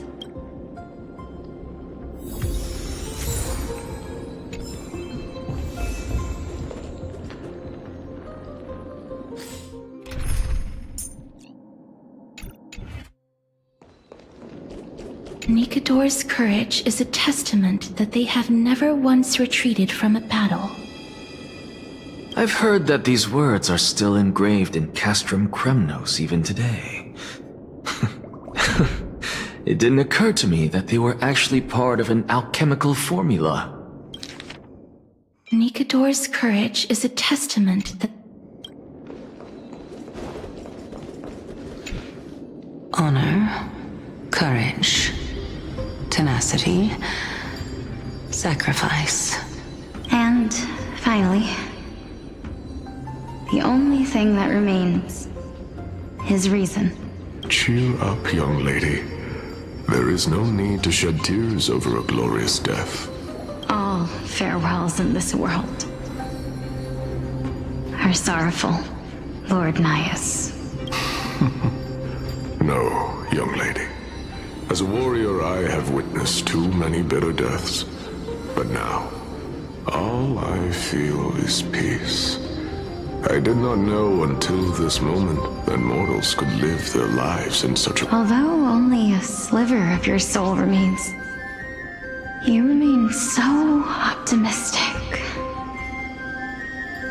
Or maybe the truth is that you aren't able to feel sorrow anymore. To be honest, I don't know either. But I am certain of one thing. This is not an acceptance of death nor apathy toward it. It's not even a feeling of despair. I am just enjoying what remains of my life to the... Enjoying? Indeed. Along this journey that we've taken together, not only have I changed the world, I myself have also changed in the process. And now I have reached the journey's end.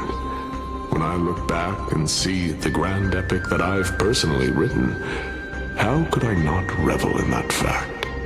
But when you depart the mortal realm, won't all of your accomplishments be reduced to nothing? Separation and death are two sides of the same coin. Reconciling this doesn't come easily for a mortal. Finally, let me recount to you a story of mine, young lady. The first time I returned from the battlefield, I felt extremely hollow. The calamity had devoured everybody on the battlefield but me. When I returned to the city alone, the citizens held a banquet for me that was far from pleasant. I felt as though I was still on the battlefield, and the person who had returned was nothing but an empty shell. It was late into the night by the time the banquet ended. My head still reeling, I returned alone to the barracks. On the way back, I encountered someone. It was a crazed scholar looking at the night sky and muttering to himself by the side of the road. Although I tripped over him and fell, I wasn't angry in the slightest. And maybe because I saw myself in him, do you think that it'd be better if we just died on the roadside like a couple of stray dogs? To my surprise, he shrugged his shoulders and sighed. To someone who is currently experiencing death, dying and living afford the same amount of bliss. Now please go away and don't block my starlight. Are you trying to say that there is no difference between living and dying? For they are both journeys that lead toward death? That's exactly what life is, and death is, but a scale to measure how valuable the journey was. Journeys and epics are only glorious and magnificent because all things eventually fade to dust. Therefore, young lady, don't detest your fate. Instead, willingly and respectfully embrace it. The embodiment of strife, telling me about the majesty of the world. Indeed. I believe that when the fated moment eventually arrives, you will be able to understand my words. It is time for me to knock on death's door. I will set up a long table at the end of the road and humbly await your arrival. When that moment finally comes, let us drink and be merry then. I knew this day would eventually come.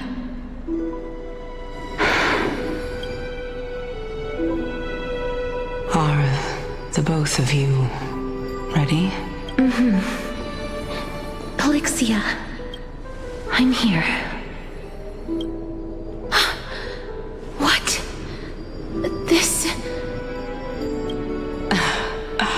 This is quite interesting indeed. Is this... Polixia's sister? Is it... me? Now, it's time for us to fulfill our promises.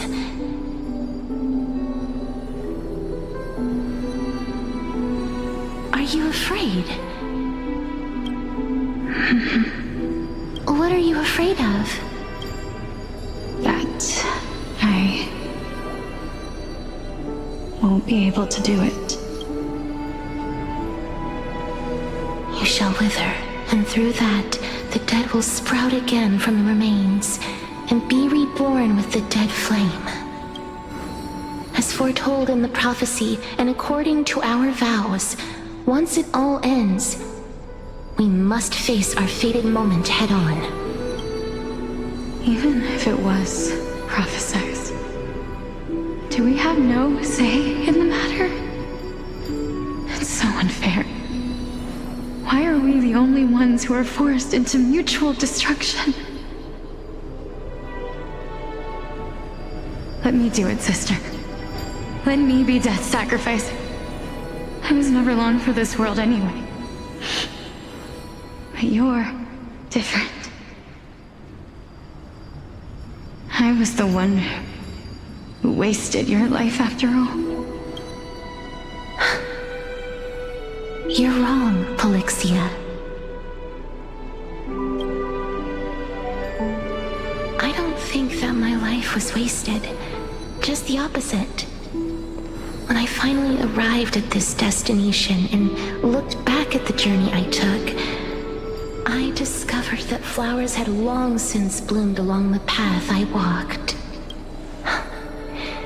It was you who sowed the seeds for this sea of flowers. One that is more beautiful than the promised land at the end of the world. Besides, I have lived a fulfilling life. Even though I was fated for sacrifice, none of the things that I've experienced will dissipate. Instead, they'll forever live on as memories inside your head. Will they not? How could my memories of you ever compare to the actual you? Well then, tell what exactly are we?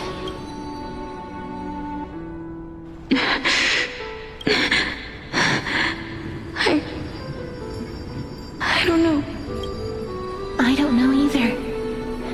But regardless of what the answer is, regardless of how we're shaped by others, or even by this world. Ever since we were born, the fact that we existed was predestined, and nothing could erase it. This is why I will always, always be by your side. We're twins, after all. All right, my dear Polixia. It's time to extract my heart and light the flame of death. After that, use it to plant the first bud in the prophesied new world.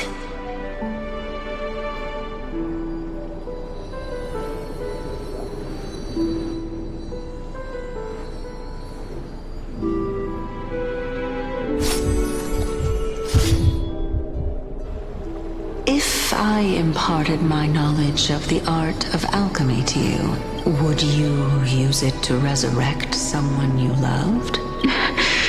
Death is inevitable.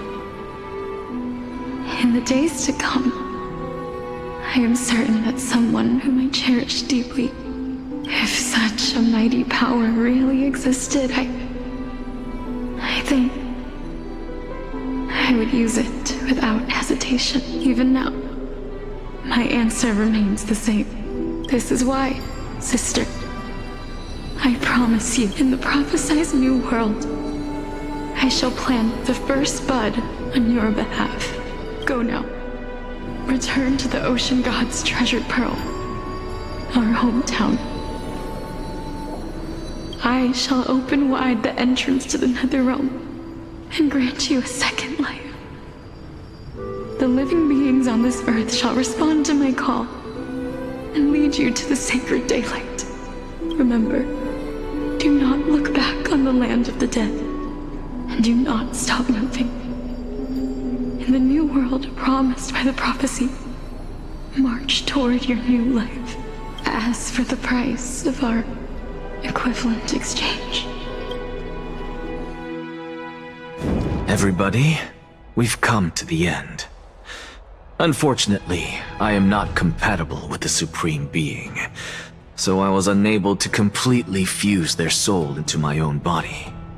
However, being able to glean all this from them is exciting enough. I'm certain of this now. Before the Titans that we are well acquainted with were born, a group of heroes roamed the land. These heroes followed a prophecy and took possession of divine authorities one by one, just like the flame chase journey of today. Amphorius's history is cyclical in nature. Huh. What a startling revelation. This means that the demigods, who bear the core flames, will also become the new Titans at the world's end, thereby shaping a new world? I believe that this is the truth behind the Era Nova, as mentioned in the prophecy. This is utterly unbelievable. Besides, those twins in the past, even if they really are Thanatos, their whereabouts are still unknown, even— Are their whereabouts truly unknown? Didn't Polixia mention that seaside town? The birthplace of alchemy in the tale of the dragon. In our world, there exists a city which perfectly matches that description. Styxia. But the people there worship Vagusa and bear no relation to Thanatos. I've also never been to that place, as in the time of Idonia, it had long turned into underwater ruins. Take this. This is— the new Sporist masterpiece, the Philosopher's Stone. It was made by transmuting all of the sage's wisdom into a single entity. Remember? I've mentioned before that the art of alchemy is all about conversion, tempering, and ascension. This process also applies to the pursuit of truth. Regardless of how unbelievable this sounds, the truths of the world have been refined from the impurities. Think about the story of the dragon. This stone will lead you to your real hometown, allowing you to reform the door to the Netherrealm and discover Thanatos' fate. You still look as confident in your victory as ever. But what if your conjecture is wrong? Simple. I shall merely admit to the entire world that my experiment was a failure. However, my line of thinking will not fail because I have already planted the seeds of doubt into the hearts of the masses. Actions speak louder than words, Castoris. With the assembly about to begin, don't forget the promise you've... I've already searched for so long. I'm willing to try one more time. While we converse, her life is also slowly slipping away. But before I leave, I have another question. What exactly did we witness just now? That was the world imprinted in Kefali's soul. If we are to prove its existence, you must take the final step. Go. Do not disappoint me. I understand. Hey, child of humanity. Don't get antsy. I still remember the question you posed to me. As a scholar, I do not wish to offer up ambiguous conclusions. Let's discuss this topic again when she manages to find the evidence. I merely wanted to ask, was that stone transmuted from your heart? If so, rebirth is no longer an option for you. Why not? When I was a child, I lost someone dear to me. When I was a teenager, I lost my faith. A while back, although you saved my life, I also lost my soul, and now I'm merely forsaking my body. What's the big deal? Why are you always finding ways to die? Isn't it good to be alive? This is but a necessary sacrifice on my path to transform into the purest of them all. Can someone who's dead even claim to be the purest of them all? Furthermore, if your hypothesis is proven correct, does it not just confirm that the myths are true, and thereby invalidate all your theories? No, it's just the opposite. If my hypothesis is correct, it means that I can actually ascend to godhood and reshape this absurd world that you all have created.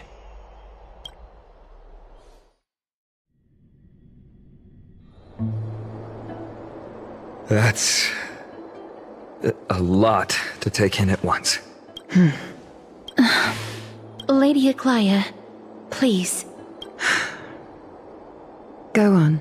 You know that the core flame of death has always been the greatest unknown regarding the Era Nova, which is why both you and Cainus desire to gain the power to control that core flame in the approaching Citizens' Assembly. Professor Anaxa has come to a consensus with Cainus. They want to suspend the trial once Thanatos' core flame is reclaimed, hoping thus to eradicate death from this world. If they're successful, then the flame chase journey will cease, and Akama can enjoy everlasting peace. But I know this runs counter to your wishes. So long as we do not usher in Era Nova, the Black Tide will never be eradicated. Even with Lord Mighty on the front line, and the Black Tide not posing an immediate risk, the danger nevertheless remains. Honestly, it's difficult for me to assess the pros and cons in this decision. But someone must bring the core flame before we can begin negotiations over it. The Titan could be very near. I cannot let this chance slip by. Besides, someone has to make this trip to bring back Mrs. Soul. Well said. You already had every reason to seek an audience with Thanatos. It's that great performer who has weaponized your wishes and placed us in this difficult situation. A world without death. Do you desire that too? If fate dictates that my path must oppose yours, I will do all I can to resist it and protect what I aspire to achieve. Lord Mighty showed me that without taking the first step, all talk of what follows is moot.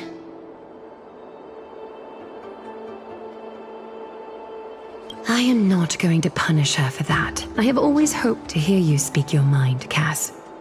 And I am glad to have heard your true thoughts, Styxia. I've visited that place in the past. Though it is now an island surrounded by the river of Soul's torrents, it's not hard to see its former splendor. Go. I will not stand in your way. As for you, you are someone who has cheated death. I believe you have more than enough reason to make the trip with Casterus and meet Casterus. I too look forward to your journey. I wonder what kinds of new interpretations your completed story will bring to the Flame Chase journey. Thank you, Lady Eclia. I hate to put a damper on this heartwarming moment, but if Styxia is now an island surrounded by the river of Soul's torrents, then how do we find a way in? Lady Treby is probably... The answer is quite in the myths.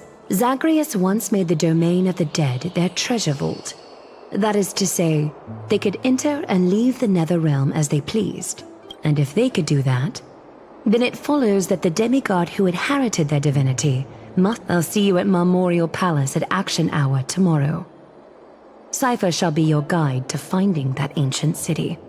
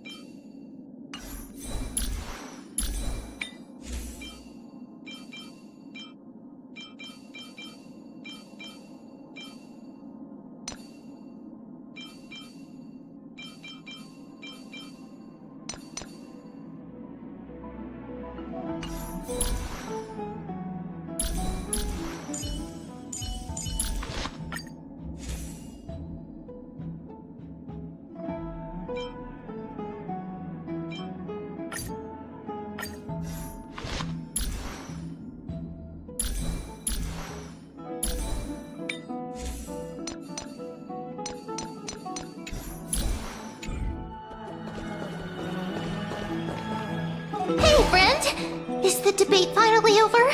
Did you win?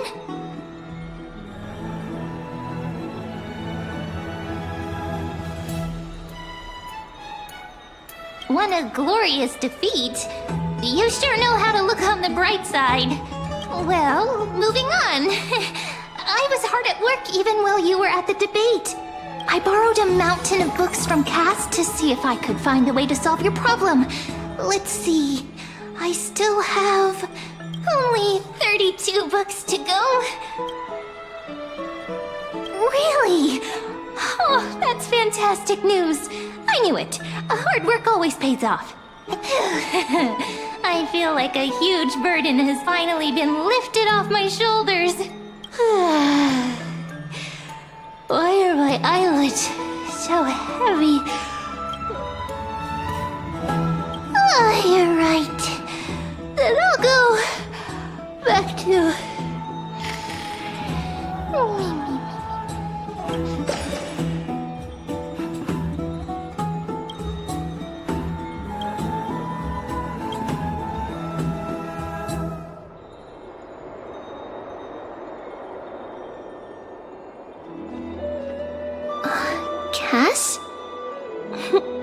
What a surprise. Lady Treeby. Is something troubling you? I just wanted to speak to Lady Trian for a bit before I set off. No matter how breathtakingly beautiful Styxia once was, the place is now the domain of the departed. There is no telling what we'll encounter there. I don't want to have any regrets. Has anyone told you that your eyes are sparkling today? Is that a figure of speech? In the past, when you did smile once in a while, all of us could see that your heart remained troubled even as you smiled. Lady Treeby, you know perfectly well that see you tomorrow is nothing but a white lie. I hope your toughness is not a mask hiding a lonely heart. Cass, you hardly ever talked of your past. None of us knows what you went through, apart from Maggie. But we know it must have been filled with pain and hardships, as it is the fate every Chrysosaur is destined to live out. We are just happy for you that the core flame you're meant to inherit has finally surfaced. Isn't it a little too soon to say that? But you already know where tomorrow is, don't you? There's no need to rely on anyone else. Just give it your all and leave no regrets. We have always believed that your embrace is just as warm as everyone else's, because we embrace others to comfort them.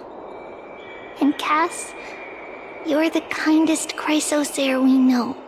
Thank you, Lady Treeby. This feeling... it's hard to put into words. I suddenly found myself with so many wishes. So much I want to accomplish before setting off. Then go do it, Cass. Trian was actually working on a surprise gift for you. So, let's meet back here when you return from Styxia. Safe travels.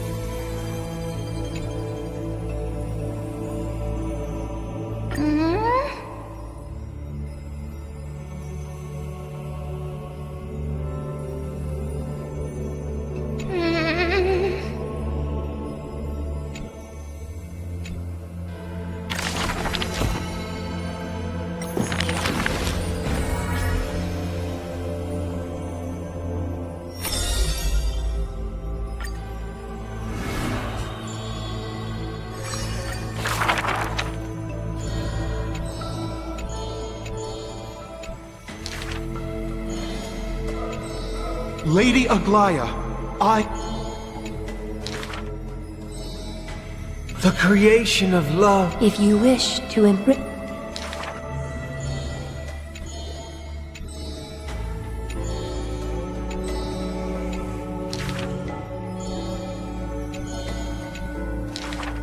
Use the needle and thread.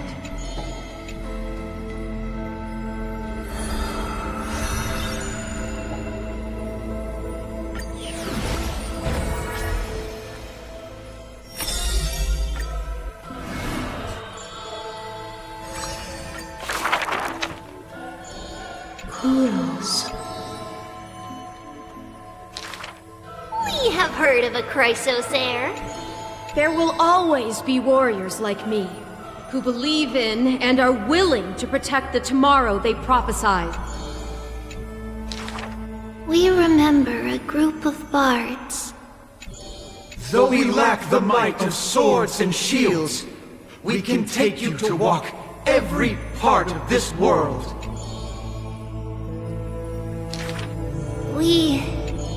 will run towards the world's agony.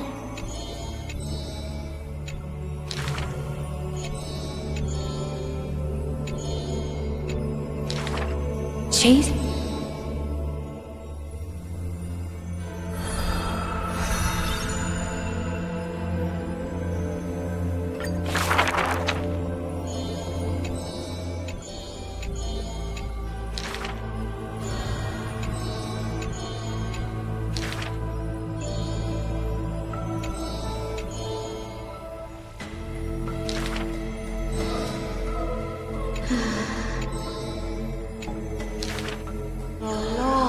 All shall bid farewell to one.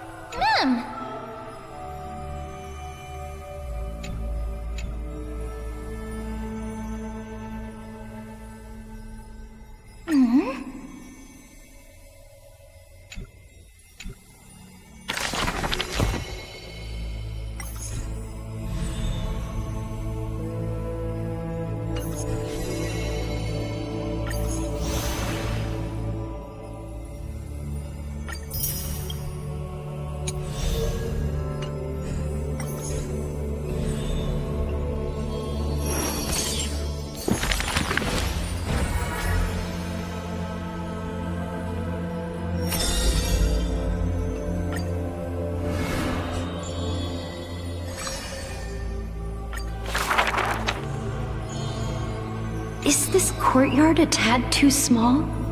It's...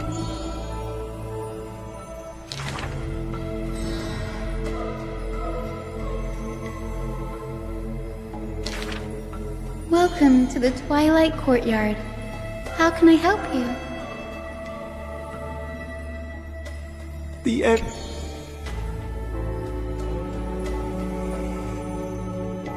Clementine, prepare some things with me. I want this place to be brighter tomorrow.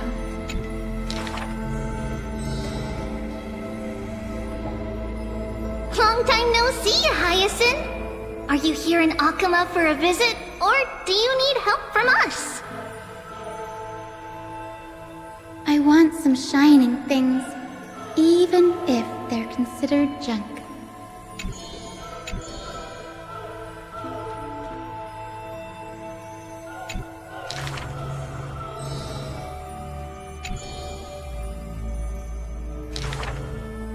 Wow, there's light everywhere. What a warm place.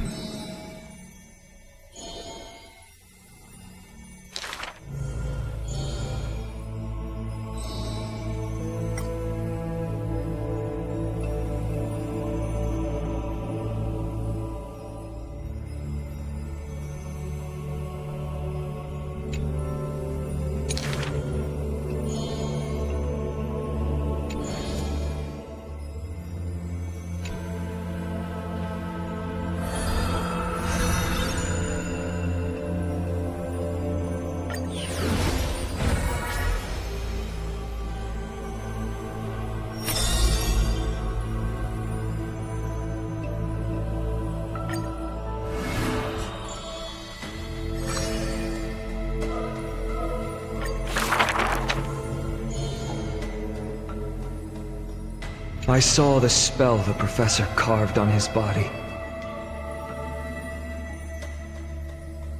It must be a power most secret, a means for one man to stand against 1,000.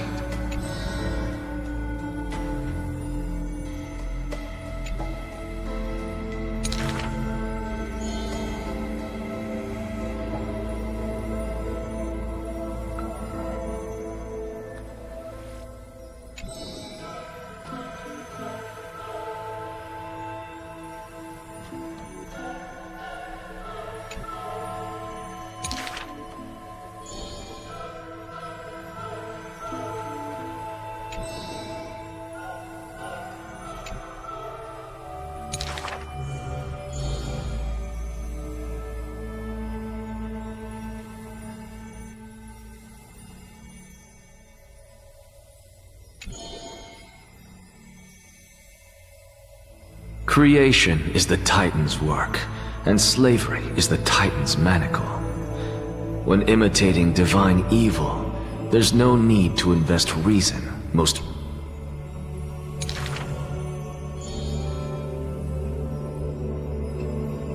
If it's just for odd jobs, students are a better gamble.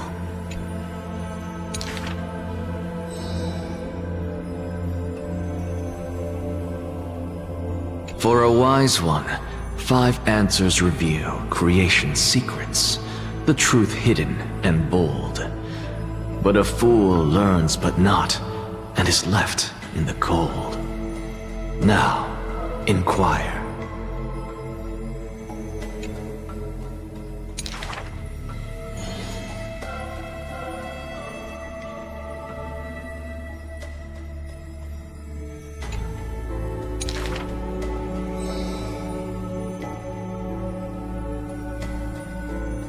He is panicked by the flow of time, for his work is yet done, yet to implement. This man is too arrogant, and he intends to desecrate Orynyx's accomplishments.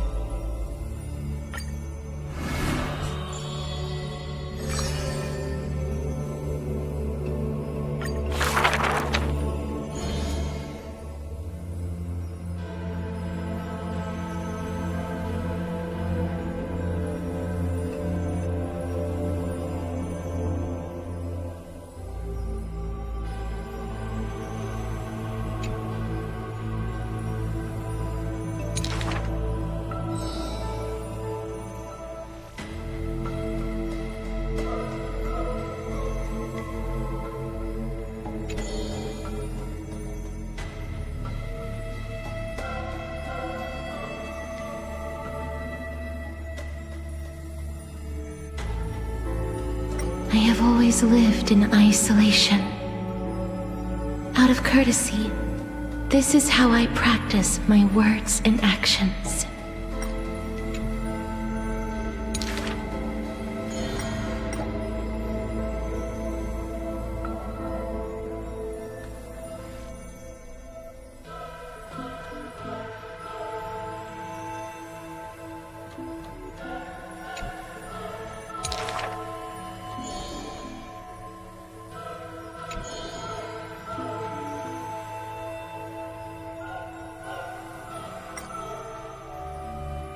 Those words are true.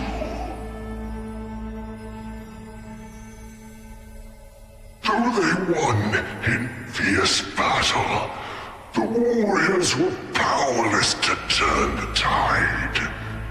It was the embrace where death dwelled that gave early release from their pain.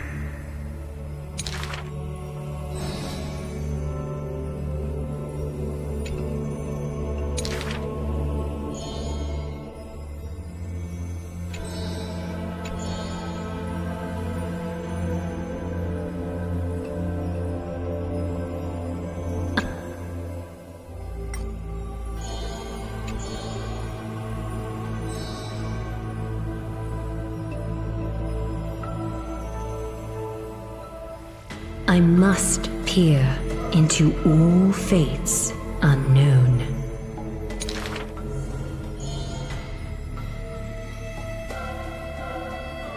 Death is abominable in humans' eyes. Apart from my identity, there's nothing about me worthy of praise.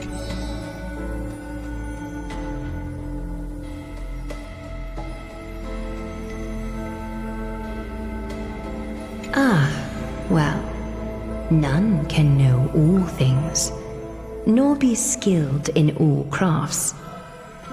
Her works are too early for the living to comprehend.